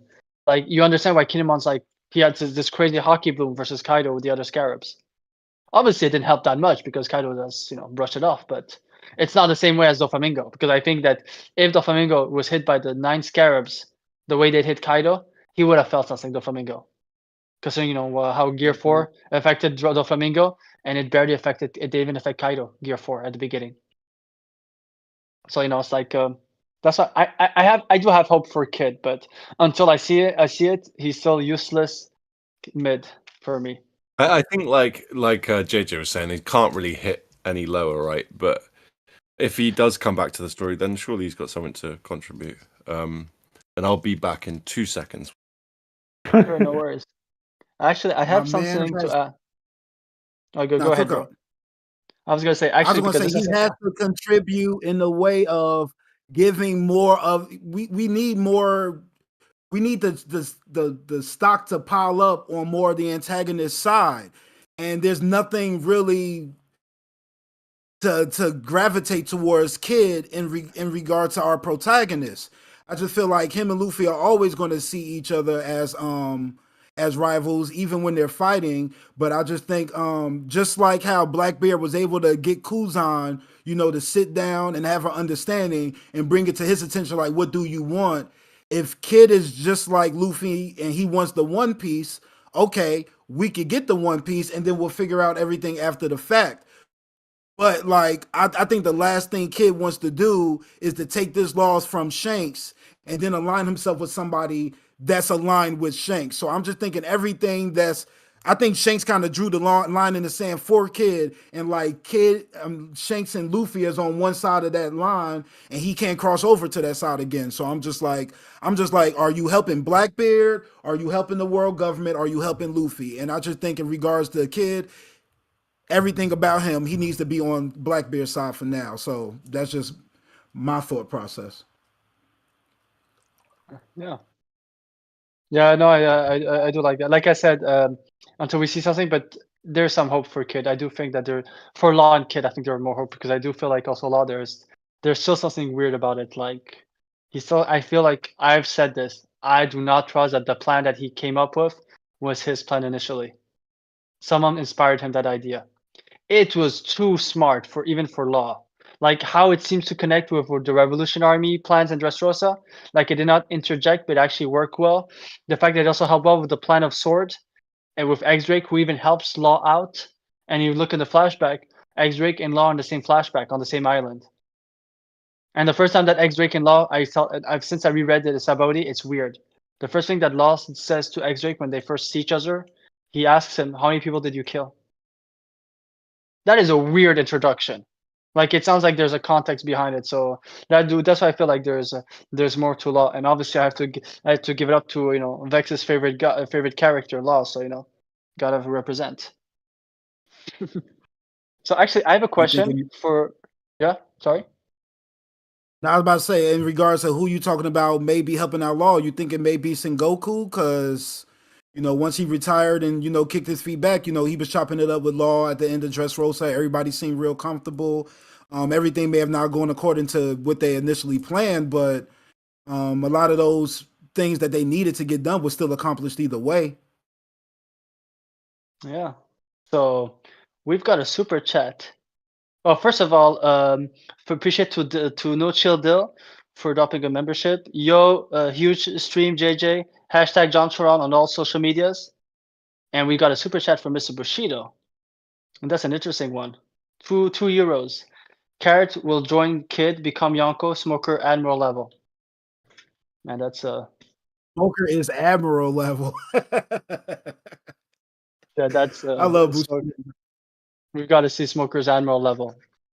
Yeah, listen, with the Carrot thing is I'm interesting where right now we've seen Carrot in SBS in a cover story. We know exactly where Carrot is, but we never know. No, If you we're never talking know, about the but Bushido agenda, then I think Carrot is spicy, but Smoker is probably even a bigger hit for Bushido. Like Smoker's got quite a big chance of coming back as maybe not Admiral level, but Admiral level. Let's face it. yeah. Hey So man, actually, I need me some more Smoker, man. Smoker is always. It's going to be a lot. It's going to take a lot for somebody else to be my favorite Marine. I mean, his introduction. How Hina was telling him to accept the praise from the world government after everything happened in Alabasta, and he was like, I don't want none of that. And then like him coming back to the post time skip and getting smacked up by basically everybody in Punk Hazard, but still being the strong character that he is. Like those are the type of people I connect with. Strongest characters don't always hit well for me. I need people to know that they're not the strongest character and still show strength with their character. So that's why I'm a big Smoker guy. That's why I rock with Frankie. Like, Frankie basically outside of, Water 7, he hasn't really been shown to be on that level, but his character is always pure. And then, with with Dressrosa, how he was basically told Luffy like, "Yo, I don't know how you feel about this, but I'm gonna ride with these Tontada group." Like that was literally one of my favorite moments altogether. I really don't hear nobody speak on it, but I just like when people just show like, I don't know what's going to happen, but I need to show y'all like who I am, and I need to do what I feel is right. And Smoker and Frankie, that's why those are two of my favorite characters, because any chance you see them, you're really seeing somebody just being their most unique selves, and I appreciate those kind of people. Yeah, man. I do understand. Like that's the reason why I like characters like Smoker as well. But Kobe, and I've been saying it because people are saying, well, Kobe's not that strong. I said, dude, just because you don't see him training, I'm happy that Oda made a panel where he explained how much Kobe trained because I said, dude, when Kobe was introduced, and then you see him in his lobby, yes, he was not stronger than Luffy, but he was able to take Luffy by surprise for a second. That is a level boost with like what, a few months. So yeah, it's like I like those characters as well. So I get it a lot. And I have a spicy question for all of you. Uh-oh. So it can go first as an egghead, okay? If let's say there's a character or a group of characters you feel like they deserve more shine, or at least like to be more redeemed because you think that there is so much potential, which character, which group do you want it to be? Like example for Kid, like a glow up for Kid, or like for me, for my example is I want to finally see the Giants with actual great feats, because until now we've been speculation, and like I'm sorry, like we saw a lot of stuff pre time skip, but us in Doribrogi and Little Garden, like Ors was taken out pretty fast out. Yes, there was an Ors zombie versus Luffy that was impressive, but there wasn't that many. So my example is I would love to see powerful feats from the Giants. So yeah, that's mine. I mean, I could name a few. The egghead. I was a very big thinker of that this was going to be the Frankie's arc. I feel like I embarrassed myself with that thought process. Now that we looking at Whoa everything, there, but Eddie. I mean, between that, I was like, when he got frozen by Esnik, I was like, oh, perfect chance for him to get armament hockey. And I was kind of thinking, he got attacked by her, which is why he was able to turn into stone. But I was thinking once he let that hockey bloom, like, yeah, he may be a perfect robot, but he ain't a perfect for no child. You know what I'm saying? Let him come about that stone and let him be better than ever. I was really hoping that was going to be one thing. But in regards to, I mean, shoot, we could really say the Gorosei. I mean, like literally since Saturn pulled up, all he did was blow the head off of some random marine, and then had like Sanji and Frankie just standing still. I mean, he put down Vegapunk essentially, but is that really saying much? So Luffy last chapter literally is clowning the Admiral and the Gorosei on a bad level. So we really need the other ones to come in here and really step up everybody's game to really give these guys the. I need the Gorosei to put the fear in my heart. When we first saw that circle come on the ground and Saturn pull up, we was like, what the heck are we reading? Now it's just like, oh, Luffy, just some lightweight for Luffy. Hopefully with these other guys coming, they can show us something and that will really have us be like, yo, these are exactly who we thought they was going to be. I don't know if that's an easy answer, but I definitely think that's something. Well, dude, I love that. I love that answer. And I'll say this, especially since Lucas came back, I do feel like, and for me, there are two characters that I feel like it's more than the stars that needs like a sort of glow up or something more. And I've said this: it's Brooke and Frankie. So I do like Every the whole straw has Frankie. to have armament hockey right now. I can understand if you said not Nami because she ain't throwing hands like that, but everybody should have some type of hockey right now. And Well, with Frankie, I that's think he can't unlock armament hockey because of his modifications. That's my theory, though. I think he straight up would have it if he didn't modify his body. But Brooke, all I need from him, man, is to figure out where he's from exactly.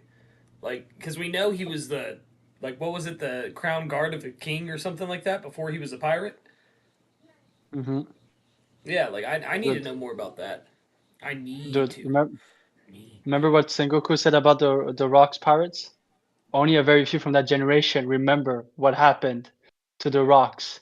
Interesting enough, even Yeah. though Brooke was locked away for 50 years ago, he is only 12 years and 13 years older than Garp and Garp and Roger. And remember Roger as a rookie, so I do feel like he might even remember certain events before God Valley, and he's not talking about it because Book never talks about his past life. So I have hopes for that, but yeah. What about you? Then Josh or Lucas. Like if a group needs to like a redeemable moment or a glow up, which character, which group would it be? I need Robin to unlock armament. That's what I need. She has the Demonio floor, and I thought that was armament hockey. I thought that was like her use of it, and it wasn't apparently. And I need that. I even have it on my bingo card for this year because I think she will be the next one to unlock armament, and I think Sanji will be the next one to unlock COC. I thought it was going to happen on Egghead, actually, when he stood up to Saturn.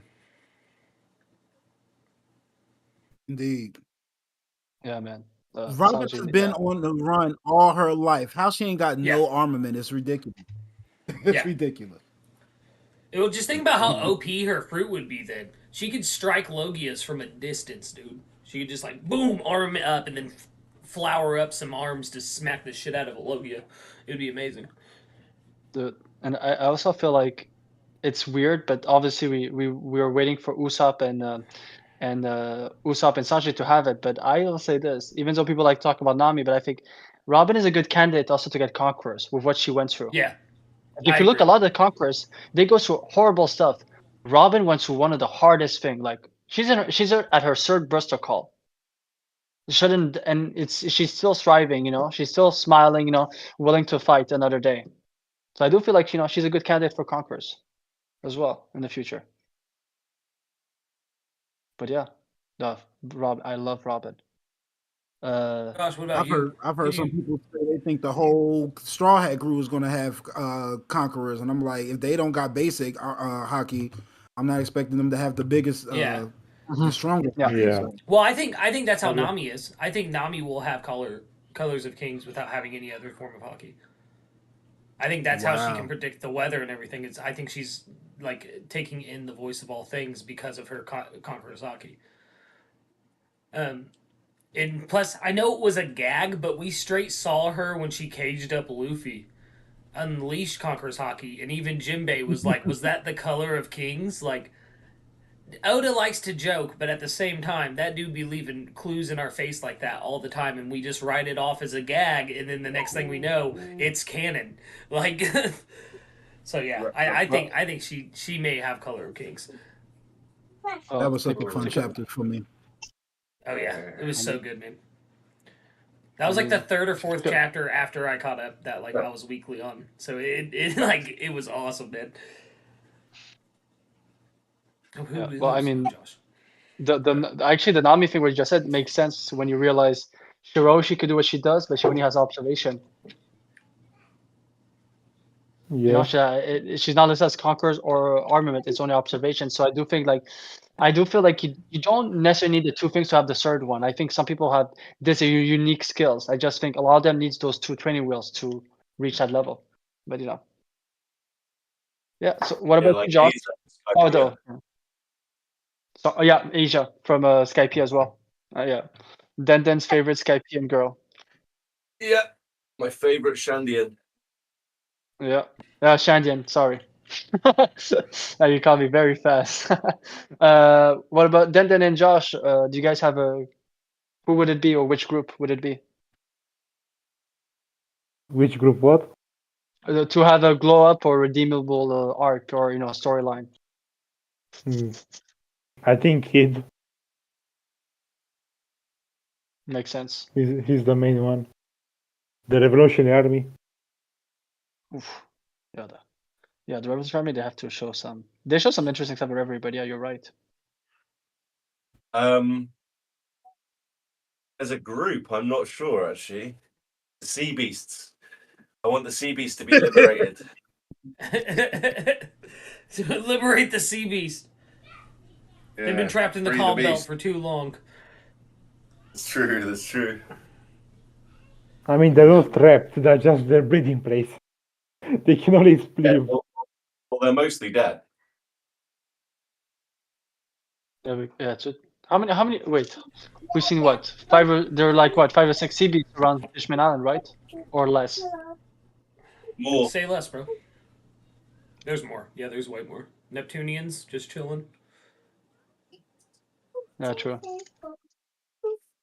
So this What is else my is there? second time ever doing a stream outside of my OPU group. The first time I did a stream, I was on a Straw Hat Sit Down, very fun group. They always stream on Sundays, but they made a they basically was making a tier list in regard to the most hated characters, and I felt like I needed to see like who y'all didn't like because I was watching y'all stream yesterday and y'all was having a conversation about Bellamy's maybe nobody here but Bellamy's redemption arc and everything, and I was like, listen, I don't care, I still hate that guy.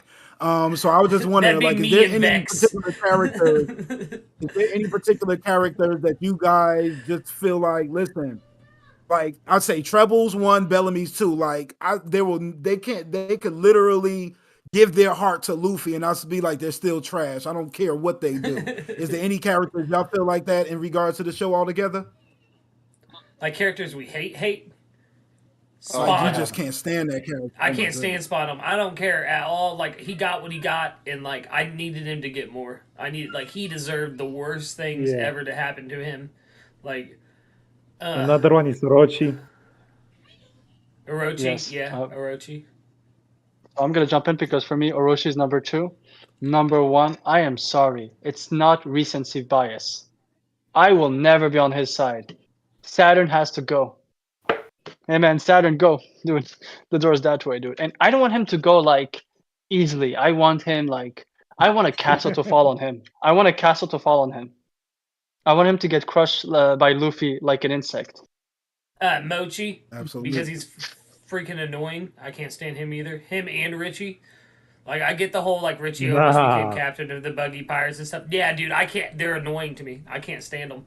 Every time I see him and he's all fat and he's sitting with Crossguild, I'm like, yeah, fuck that dude. That's what he gets. That's what he deserves. Yo, I gotta tell y'all, me, like I appreciate bad guys. Like I really love a bad guy to be awful. So when they get they come up is perfect. I Mhm. love Spandam. I love Charlos. Oh, I love Orochi. I'm sorry, like they were so unredeeming that it was oh, funny to me. Like it was like yo, when Robin was on the ground, like biting the curb because she didn't want to go with Spandam, and he was stomping her. I was like, "Yo, this is awful, but it's hilarious." Like, I'm what? sorry, I'm sorry.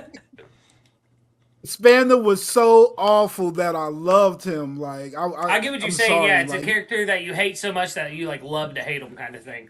Yeah, I feel that way about yo, Doflamingo. and Yeah, I will Arlong always the say Flamingo. Carlos the Arlong Conqueror. JJ is out here Crocodile. letting his celestial dragon show right now. Yeah, dude. Listen, yeah, y'all see the gold chain on the picture. You know what I'm saying? I got that from I stole that from a little child because he thought he looked cute with it, and I thought it was better for me. So I just, when you a celestial dragon, you don't gotta follow rules. You take the wife, you take the kids' chain, and you know what I'm saying? Just look fly with it. That's who we are. But yeah, man, something about them villains. I always those type of villains get it. I don't have that kind of feel with Saturn. I don't got that kind of feel with Garland. Those dudes are just a different type of evil. But like when you weak and you think you above people, I'm like, yo, I can't wait till you get smashed on. And I think like those three literally Wapple as Oda well. cooked with those characters. Yeah, like Wapple Yeah, as well. yeah. Like Wapple didn't connect with Wapple like that, but he's definitely in that group. He's definitely Yeah, Yeah, in like that group. Wapple became, yeah, I thought became Wapple was comic relief. pathetic the first time I saw him. Oh, sorry, Josh. Go ahead. I'm gonna say Wapple became comic relief. That's Yeah. how insignificant he is. Vexus, I agree. Diamante is trash and his devil food is trash because he doesn't know how to use it properly. Let's go. Just saying. That I do agree. The ripple Um, fruit. Steven Tyler deserves better. Steven Yeah, I have Tyler the same- did deserve better. but JJ, I do agree because I've said this. One of my favorite villain, and it's because I love to hate him, and I think he's not as well written as the Flamingo, but it goes full circle, and that's Arlong. Man, like Arlong's, like especially when you get, it's interesting because I love the Fishman Island, like Fishman Island arc is so my least favorite arc. Sorry, Hody Jones, but you're not a villain for me. Van den Decken was a better villain than Hody Jones, but I liked how we Oda gave us a context of Arlong's hate towards humans, but not in a way like, oh, I feel bad for Arlong. More to the fact like, okay, I see. He's just too much into the hate. He doesn't go on the Jinbei side. He's too much on the darkness, on the negative. And you see Jinbei. Obviously, I'm sure Jinbei. We've seen in Wano. Jinbei's going to have an interesting storyline because we've never seen him when he was young. So I do like to think that I think Jinbei might have like because there was this moment in Wano I always found very interesting when the moment that Who mentions racism, he just gets upset. And S Shark right now had the same face when he saw Nami and Sanjay the first time. Saw humans, he got pissed off. So I do feel like when he's a kid, he might have. I'll just say, let me give you something to cook on then. With Jinbei, especially too, and all of the Sun Pirates, we don't know which one of them were slaves and which ones weren't. So there could have been a point in Jinbei's life where he was a slave, like. And I like that because I've said this. Don't you find it interesting that those hunting?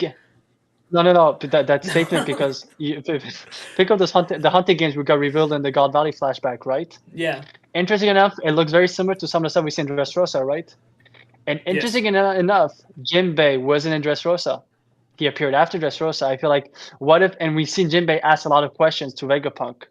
Like, it could be that, what if Jinbei was in Dressrosa and would have said, Doflamingo is doing like the Celestial Dragon. He would have mentioned something, maybe. So I do feel like he could be that train, that level. And so that's why I like Arlong, because I like it because it gives us a context. We're not forgiving him, but we understand where he's coming from.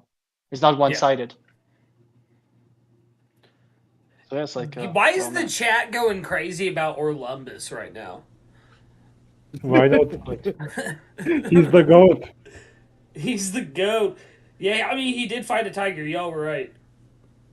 Like, Orlumbus is the one that basically makes the Grand Fleet the Grand Fleet, right? Because he's 95% of the fleet, ain't he?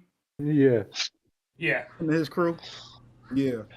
So actually, there is a thought I like, and actually I want to bring up in front of JJ because ever since we saw Dressrosa in that last arc, and they look to be training.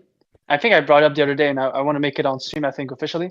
I'm wondering if the reason why they're training is there was fallback for what Carlos and Sai did in Dressrosa, at the Reverie to St. Carlos. Because remember, Mjosgard first defended them, but it resulted in his death. And it seems that they were sweating, and Rebecca and Kyros seemed to be like maybe they were training. And Leo was with them, and Leo was one of them who attacked the Celestial Dragon. So I'm wondering if in Dressrosa, and we know Dressrosa, the royal family. I'm pretty sure they're going to defend at least the Tontanas. So I'm wondering if something's happening at Dressrosa at the same time. Because it's weird.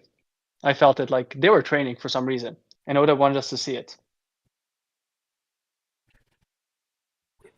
I mean, I just imagine that's Kuros's nature altogether. I mean, you don't whoop 3,000, you win 3,000 fights without, doing a little sparring off the clock, So his daughter already had the skill of, being able to defend herself at a high level. I imagine he's just trying to make sure she knows some offense as well. But I mean, like you said, when you go to the Marijois and you start bopping celestial dragons upside your head, you better make sure you got your defenses up because they may come see you about that. Forget the fact what Mosgar said. So that's a good point. I mean, 1 second, guys. I'm so sorry, and then I'll let you both cook on what you're cooking on. We missed a couple super chats, it looks like. Dak Sake, member for 9 months. JJ, please cook on a Rouge and how many chapters are left at Egghead. Then we have Phil, member for 6 months. That's NoChillDill, the frontline combatant of the last arc. Yo, huge stream, JJ. Hashtag John Sharod on all social medias. Then we have a newer one, too. Oh, wow, that was a lot. Terrible TJ, member for 10 months. Like the stream and follow John Sharod on all social medias. There we go. Yes, continue. I'm so sorry. It just cracks me up. I say all social medias. I really just got like Twitter and like IG. Like that's about it. Like. He's lying to you, people. He's about to drop the John Sharod TikTok channel. And the Hey, OnlyFans. I was literally thinking about it. I was like, yo, I just got me this little iPhone. You know what I'm saying? I'm not green bubble no more. I was like, yo, maybe I got to venture out into these other apps, but Oh, dude, I'll be TikTok moving is slow with it. it's bumping over there, man. That's where one of like my main bread and butter is really. Like I may it's get on there bumping just over to there. watch. Is that where you watching your Naruto videos? Yeah, that's where I react to Naruto at. I Plug, may go have to watch me join there react to just to join the crew. Naruto. Yeah, dude, it's fun. It's a fun time. I'm in the middle. Not to derail the conversation further, but I'm in the middle of the Forest of Death. Orochimaru just got introduced. Like it's it's cooking up, man. It's been a good time. But yes, Cube. What was the question? I derailed the whole conversation. I'm so sorry, guys. Oh, I was just asking if you, with that thought, do you guys think there's going to be drawbacks in Dressrosa if they back the ones who attack St. Carlos? Because the first time they attack a Celestial Dragon, Mjosgard, it didn't help them because he still got executed. So it's not like they have this defense. So it's interesting. Wait, who attacked the Celestial Dragon in Dressrosa? No, Sai and Leo, remember the Tontaras? Oh They yeah, attacked they St. did. They Carlos, attacked Charlos. Yeah. I and people mean, were talking a lot. Yeah, I, sorry, go. I feel like Go if quick. they were being pursued currently for that, right? Leo would not have been as calm as we saw him in this last chapter. Yeah, it's true. Yeah, true. It's not wrong. It's just it was interesting. That is And interesting. Yes. to answer to what Dak said, listen, Dak, I'll say this: Euros is gonna return an Elbath, and he's gonna explain why he other than Luffy and Zoro, why he's the better Supernova. He's gonna bring people. I'll tell you this: the only one who actually was able to well, Zoro as well, but the only one from other the Star stuff who was actually damaged pre-time skip a Pacifista.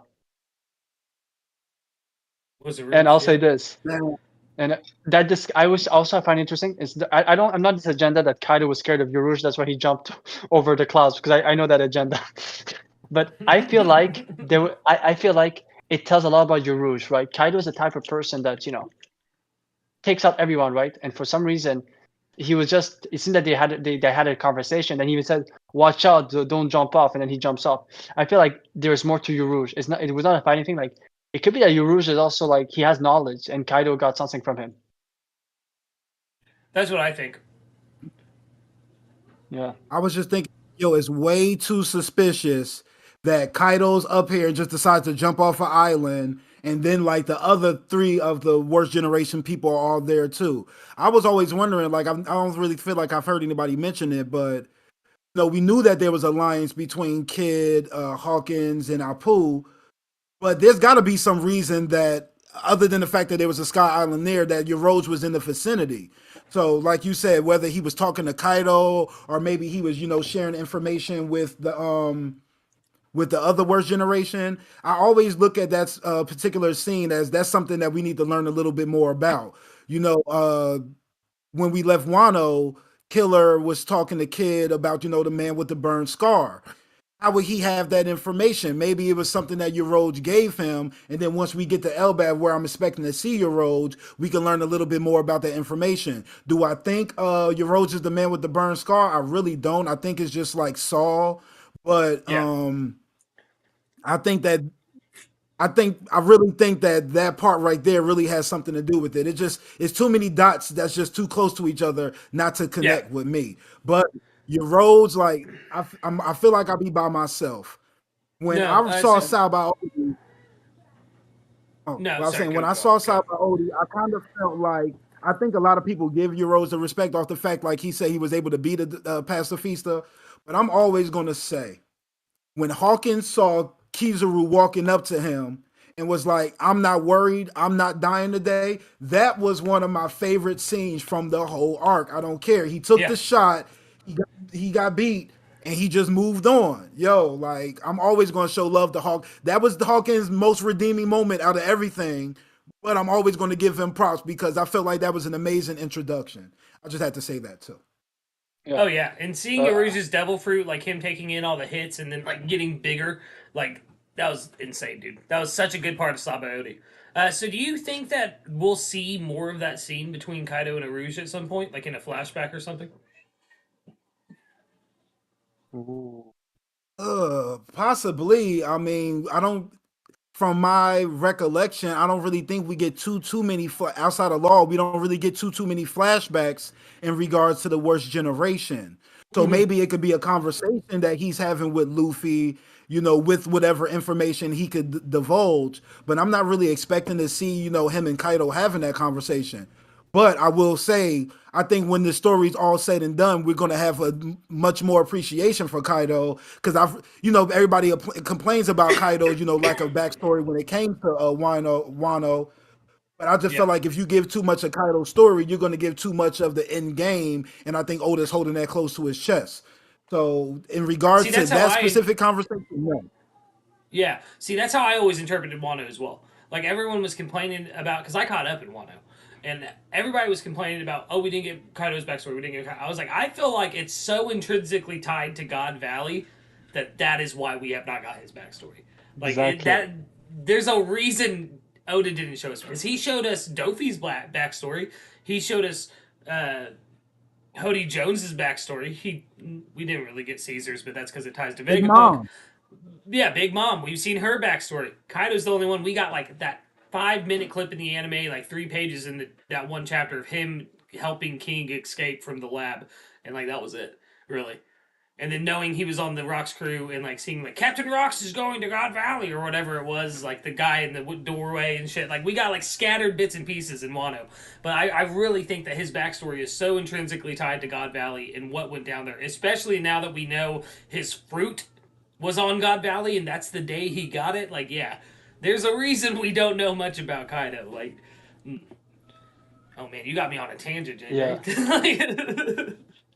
You said you said you had your meat. I'm not gonna repeat what you said, but you took care of Yeah. you tenderized the meat, and Yeah. you was ready to you was ready to cook. I'm Yeah, here to this eat. too. Let's go. Let's go. Actually, there was something because I'm happy you spoke about Uruj because I recently realized something about Uruj, and I might even know. You know how we saw every supernova connect to a Trizer Yonko or Legend constantly in the post time skip? And think about this: the last time we saw someone intercept Kaido, but instead of Kaido going to a fight, he goes back home, and he also has he also has a title with the color red. I'm wondering if people think it's Blackbeard. What if Urush connects to Shanks? Because we're assuming because Urush and the other person who somehow intercept, but it's the opposite. After Urush, Kaido went for a fight with the supernovas, taking them out. While with Shanks, he went back to Wano. So that's interesting. So I always felt like it could be Shanks instead of Blackbeard, because everyone's saying he's a Blackbeard guy. My only issue with that, right, is that everyone we've seen that follows Shanks that isn't on his main crew seems to be a weaker brand of pirate from what we've seen. Like they're elderly, and he straight said they're too weak to go up against Kid, and Kid is Captain Mid for a reason. Like if they're not strong enough to go up against Kid, like they ain't nothing in the new world. Like, so I don't see Aruj following that same pattern. So I don't know if he would join Shanks, but I don't think he's with Blackbeard whatsoever. If anything, he's on the side of whatever Saul's on, in my opinion. Whatever Saul's got cooking right now, I think that's what Aruj is going to tie to, like JJ said. Like he. So like, I'm imagining Euros to be a part of the Elbaf arc, yes, and I'm imagining him to have some type of ties with Shanks, but I do remember like when he was watching Marineford, he was extremely impressed with Blackbeard. I can't remember what the words were exactly, but when you watch one Yonko become a Yonko and within 2 years get his own pirate island, start amassing all these different devil fruits, you see this man putting his plan into action. And then at the same time, you could be somewhat affiliated with Shanks, but you can see Shanks, not really playing a part other than protecting, weak crews, actually having conversations with the Gorosei. I could really see all of this stuff being reasoning for Uroge to find a way to find himself working with Blackbeard as well. Like I said, everything towards the end with me is about everybody choosing sides. Yeah. And with Uroge's power, I just feel like having him as a true ally would kind of be like, dang, like Luffy got like 8 nations behind him. He got a grand fleet, and now he got like 4 of the worst generation with him too. I need to see some of the worst generation being aligned with with Blackbeard, so that when everything all comes on and the lines is drawn, we could really have a fight worth mentioning for the world to see. So I could literally see Uroge being very integral and giving information to Luffy, but then him maybe not being satisfied with Luffy being somewhat of, because Luffy don't really care. Luffy talks like he wants to change the world, but if you're not really a part of his crew, do you know that? You're Yeah. just seeing this guy just going from island to island, destroying stuff, and the world government or the journal just writing all these things about him, but you're not really showing where his alignment is. And maybe, Uroge is just like, hey, I want somebody that's really going to bring a dawn. And maybe he just ties himself to the wrong person. So that's Ooh, kind I of what I like think. that. I think Uroge is going to Yeah. find Uroge and Kid. Like I feel like you got Uroge and Kid with Kuzan and all those other people on Blackbeard's crew, because we don't know if Blackbeard got a grand feel or not. But if he got himself Yeah. some worst generation people worth talking about, I think that really steps up, the final war for Blackbeard's side as well. So Yeah, JJ, Mr. you forgot about Bushido with the the two oh, go euro go go. super I'll go. chat. A Rouge joins Blackbeard. Okay, okay. Cube, go he ahead. stole that from me. Yeah. Yeah, okay, JJ, you forgot, and I'll tell you this, he is going to join the Blackbeard crew for sure. You forgot the most important one, the king of all betrayers, Apu. Tell you, Apu is going to find his well. I can see him joining Blackbeard. Dude is like he is born to betray, just like Blackbeard. And Doesn't Apu work And the for way Morgans? the way the Straw Hat crew and everybody just let Apu just leave Wano, that was rather suspicious. Yeah, that was a little wild, my man. That was yeah, this is a little. So you brought up something actually. Shanks and the Gore saying like him talking to the. Who's the pirate that you think he was talking about that day? Man, every time we see Shanks when Shanks pulled up on Whitebeard, he was talking about Blackbeard. When Shanks pulled up on Wano, he thought Let's Blackbeard go. was going to pull up on Wano. Every single thing that Shanks is doing is trying to make sure that Blackbeard doesn't affect the plans that he's kind of been working in silence with to try to bring upon the new world. Every time I think about Shanks, I think about Blackbeard. So I feel like that's a relatively easy answer. Let's go. mhm. That's what I think too, I man. think So when people Oof. talk about like Shanks talking to the Gorosei about Luffy doesn't make sense.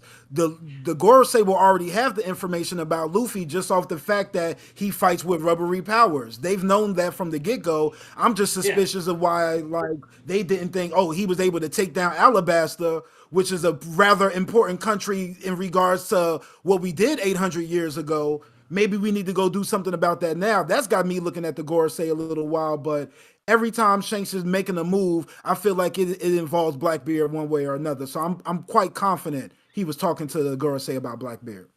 So let's I'm go, happy man. because I have a different idea, and it's all the timing. At the same time that he came in the room is when they disbanded the Shishibukai. If for some reason we have a Mihawk that joined Buggy for some reason, and he seemed to be protecting Buggy from Crocodile, and we still don't know why they pushed that narrative. Like we see now Crossgill, but to make him a Yonko. And I've said Blackbeard, it makes sense that they keep an eye on him. Luffy makes sense.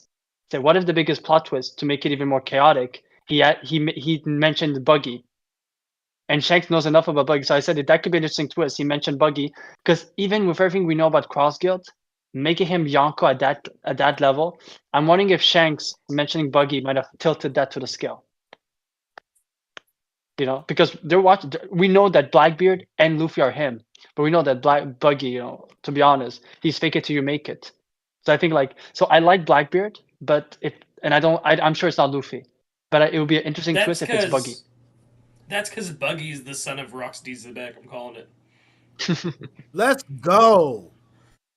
And I'm one of I'm them ones serious. that's like, listen, Everybody thinks that Blackbeard Shanks. is like the Oh, new age Rocks, right? I think it's Buggy. I think that's what's going to be the twist. Is Rocks was like Buggy. He somehow got, you know, all of these powerful pirates on his crew. Doesn't know how he did it. Like stumbled into it, and Dude, then no, like for me as he's well. Buggy, bro. For me, I've said this. If it's not Zebex, it's gonna be someone from the Roger Pirates, and it's very important. But Blackbeard was for 20 years on Whitebeard's ship. He would Yeah. have clocked in if he was connected to a Roger pirate, or to a Rocks pirate. And for some reason, when Whitebeard met Buggy and Marineford, he looked at him and says, "You're the cabin boy that was always with Shanks, right?" When Roger's crew, he said, "Yeah." And then he started manipulating him and says, "Yeah, it would be a hassle to deal with his people." It seemed that he knew something about Buggy, Yeah. and he's a former Rocks pirate. So I am convinced that Buggy is, if it's not Xebex, a member of the Rocks pirates was his father. That would explain why Yeah. Whitebeard, at the second he saw him, he connected to Shanks, a former Roger pirate, and then so yeah, I believe that because how would 3 day. he That know is that much about all I Buggy? want in the world.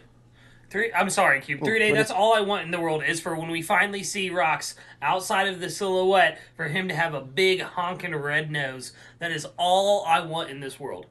Like it would be so fun to me. That and for him to be like 5'1", but still emitting like an amazing source of Conqueror's hockey. That's all I need. Those are the two things I need from Rocks. Like I need him to be tiny and Buggy's dad.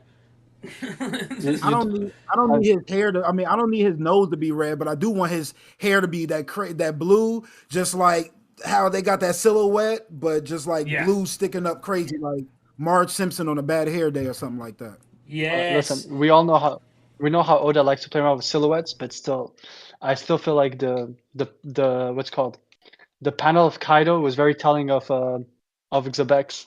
Because there's this weird thing is, and I've said this, there's that interesting look also to Dragon with the Kaido flashback or that profile of Xebex, the hair, the skin tone. We didn't really see the nose, so I do feel like there could be a twist. You Yeah. know, and I've said this: if the Rocks Pirates was the Rocks Alliance, the only other group in One Piece that has the same initials would be the Revolution Army led by Dragon. I still don't think. I don't know, man. RA. Because from what we understand, Dragon was a Marine at God Valley. That's from implications, though. Obviously, that's not concrete. We do know he was in the Marines, but we don't know if he was there.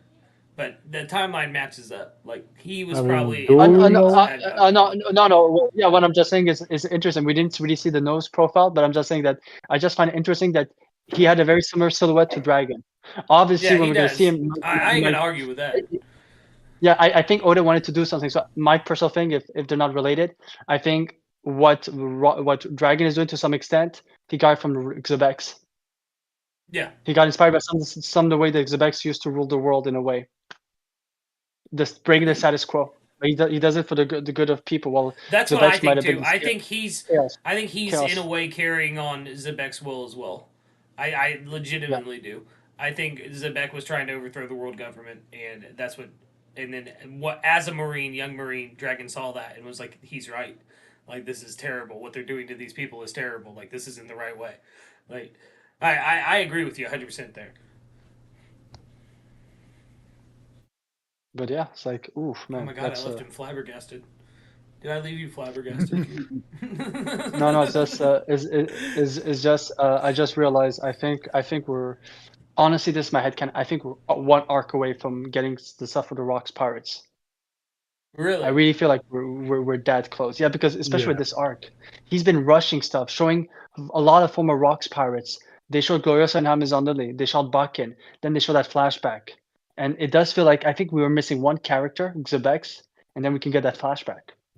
I think we're really I know close to that. it. Yeah, I know that Deck has a theory that we're gonna see in the current story the Wangji, and Wing G? he's gonna yeah he's gonna be directly telling us what happened in God Valley. I mean, it's potential. Like there's potential to that though, because we don't know where he is. We just know that he was overthrown on Hachinosu. Like so, he could be Yeah, anywhere. He could be on Elbaf right now. We don't know, but we know he's in that vicinity of the new world. Like it's It's a possibility. I don't know. I don't know how we're going to get the God Valley flashback. I think if we do, it'll be through somebody who was there's recollection, though. Dude, I want it to be Bakken because if it's Bakken, she's both a former Mats and former Rocks. I think it's going to her- be Soul.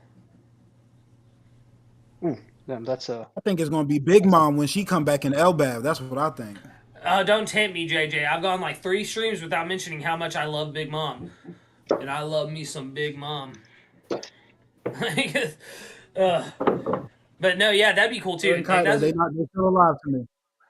I think Kaido's done. I don't think he'll come back to the story in any significant way, but I think Big Mom will because Luffy said he was going to kick her ass, and Luffy still has yet to kick her ass. Like, Kaido's gonna come back too. For me, we have to see You what think happened Kaido during will? that 1 week, but it's weird. Well, we are They're getting acting a like Kaido Big Mom's not done, Wano so. cover story right now, so maybe that's what Oda's cooking with that cover story. Maybe we're going to see Big Mom and Kaido show up. Like, Yeah. Because It's the fact that a we lot saw of potential there. King and Queen being arrested, I do feel like my headcanon if Kaido and Big Mom survive is because Perospero took them out. We don't know where Perospero was at the end of it with the other Big Mom pirates, so. But that would be interesting. But yeah. Well, I think we're hitting soon the 2 hour, 2 hour and a half mark. I'm good with the questions. I don't know if you got anything more, Lucas. Because soon No, I'm gonna have to I'm okay. check on my father soon, so I'm gonna have to dip out soon. But yeah, Oh because yeah, we could dude, start wrapping up if you guys are all down. yeah. Do y'all want to hit this one more Bushido super chat? He donated yeah, £5. yeah. Oh shit! Yes, sir. The chat People is keep- going fast today. Oh yeah. People keep stating how Little Garden and Egghead are mirrors. After Little Garden, we're supposed to go to Alabasta, but Nami got sick. We won't go to Elbaf next.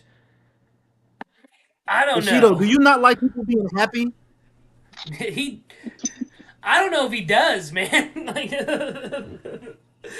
Like, where will we go that would be a better option than Elbaf right now? I've seen a lot of people saying we're going to Laughtail next. And I'm like, how do you think that? How do you think that that's the next island? I don't think he's going to wrap up the story that fast. Like, Yeah. You gotta get the Lodestar before you get to Laughtail, though, don't you? yeah. And Lodestar is definitely going to be very important to the story. It's been mentioned since the beginning of the story. It's going to be important. Yeah. Like, so maybe we go to Lodestar next, but it'll most likely be Elbaf, in my opinion. For me, I've said But this. just for you, Bushido, because you've super chatted quite a few times this stream, I'm going to say it on stream. Carrot for Nakama. I don't believe that, but Bushido does, and that's what's important. Carrot for Nakama. I said I'm with my boy 100%. I'm always riding. That's where me and Bushido connect. When he start talking about Drake, he lose me. But I'm with that Carrot crew 100%. I've kind of felt like the anime kind of told us what it was, but I'm still holding out. I'm still holding out. Let's go. I said this. If we don't go to Elbaf, I think they're gonna go to another island briefly. And it could be, and I'll say this, that's where the four-root poneglyph is. And I'll say this, it's going to be Sphinx. That root poneglyph is at Sphinx Island, Whitebeard's homeland. The same place where it disappeared in his territory. And Jinbei and Fishman Island said, after Whitebeard took over it, nothing came in and came out without Whitebeard say so. Just saying. So it might be Sphinx. Yeah. Sorry? The only place we could go to that's not Elbaf that would be somewhat as intriguing is if we go to outer space, yo. That's the only place I could think of. That's the only place. I mean, it's where Elbaf is a must. Like, but I've said this: if we're not going directly to Elbaf, it's going to be like very quick, like Amazonally quick. But yes, I mean, I kind of hold those. I hold those Jump Festa articles that he held in the beginning of the year to a high degree. He told us 2023 was going to be a battle royale, him versus him, and that's exactly what it was. And then in the Jump Festa for 2024, he was like, listen, I was trying to think of a way to have us go somewhere else, but Luffy ain't having it. Like, what more do we need? Let's take the man at his word. I don't think he going front on us. Yeah. Elbaf came to us. The Giants came to pick up Luffy. Where Yeah, else like I can Yeah, they said, that's go it. to? my thing is as well is that's why I do feel like I think Elbap for sure is going to be either the next arc or the next after. The reason why I said that is I feel like even he might do a storyline where post Egghead where we're getting other stuff because Oda loves to tease us, and just part of me knows that he's gonna tease us one last time before Elbaf. I feel it.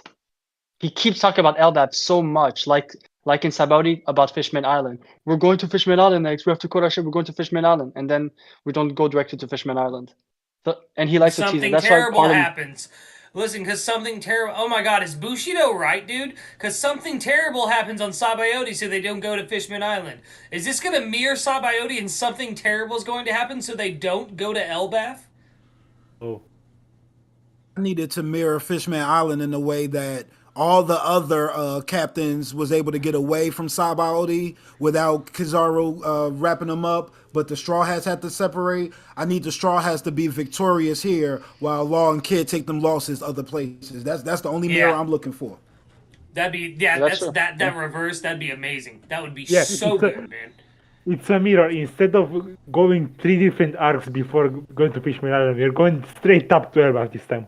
Yeah, straight It's to a Elbaf mirror, this time yes. because nothing's stopping Luffy. He's like, I just ate, man, and I'm about to eat again. Like it's yes, yes, yes. I have to say too before we sign off and everything, the moment in this last chapter where he pizza pied Kizaru and Saturn was probably like my favorite thing I've seen out of Gear 5. Like I love the Looney Tunes bullshit that they're doing with it and him just like pizza pieing them. Yeah, I'm here for it. And then spinning Kizaru's block. I want Kizaru to be a traitor too, JJ. I've been on that agenda since like June last year. Me and Cube have been like, he's a traitor. But I don't know, man. Dude, I hope it happens still. I'm holding out hope still. I got that little bit of copium left that he's gonna turncoat and be like, all right, I'll help the Straw Hats escape. Maybe once he sees the power of all of the Gorosei together. I don't know. it's one of my oldest agenda, even before I did content. When I did a rewatch years ago, Marineford, and I said, dude, what? How bad are you as an admiral when there's an order to kill Luffy on sight? Instead of shooting on Luffy, you shoot at the key. Like literally, he had all the chances. So yeah, I've been like, there's something off about Kizaru. When it happens, it's dude did not want. And then the first time he saw Luffy come back, and I was upset. He comes to Marineford. This is what he says. Oh, so he did survive. That's impressive. Dude was trolling. Like just I always said there was something off about him. Like even his reaction to Luffy surviving, like another animal would be pissed off, but he would just like, oh my god, he is impressive. Even that is like Oh, it's Ben weird. Beckman. Yeah, That's one of the, exactly. that's great in every language. Oh, Ben Beckman, that's great in every Yeah. language. Oh, Bing Beckman.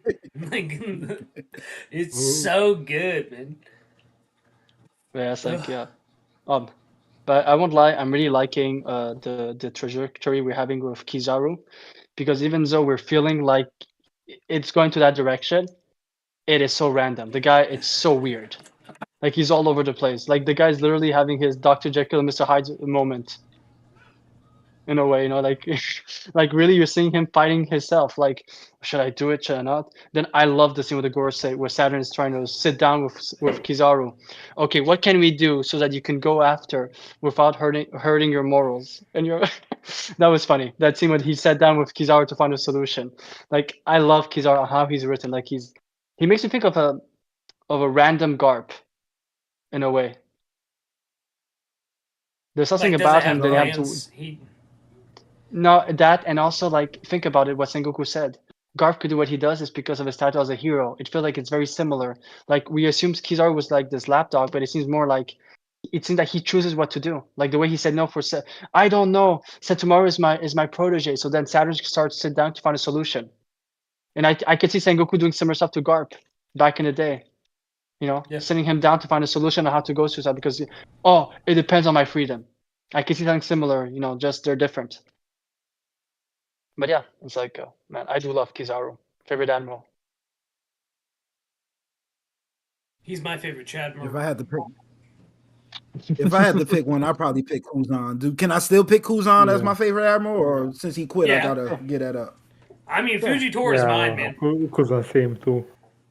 Yeah, Fujitora is mine. I mean, he's so good. Yeah. For everyone in the chat, I would like for people to drop their favorite admiral, former or current. Just so you know, If I see anyone drop the Sakazuki's name, you're on a watch list. You're on my watch This is list. true. Yeah. Dude, If you say Sakazuki, I mean, Cube, he was just Angels doing full his of- job that day. dude, Ohara. There were innocents at Ohara. He was I just won't forget doing his Ohara. job that day.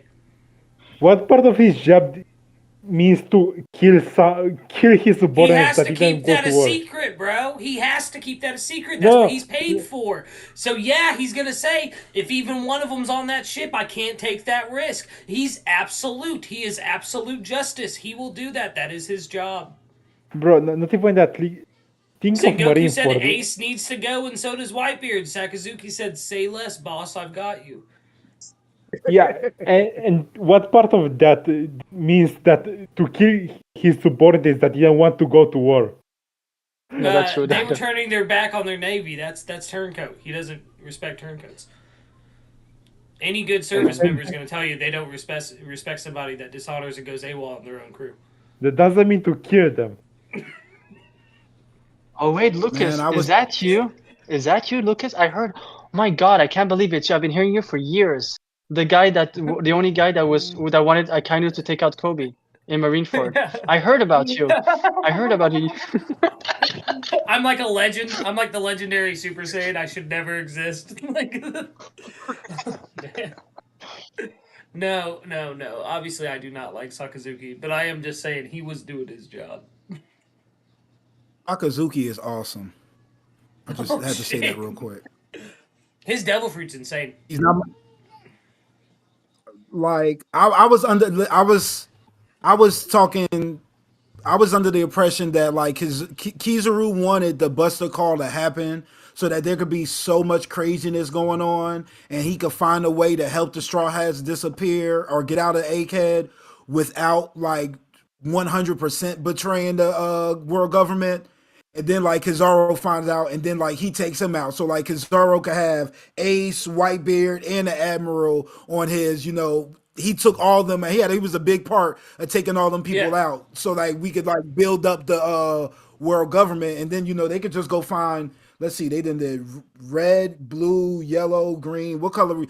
They only got a brown Purple. pig and a dolphin and a.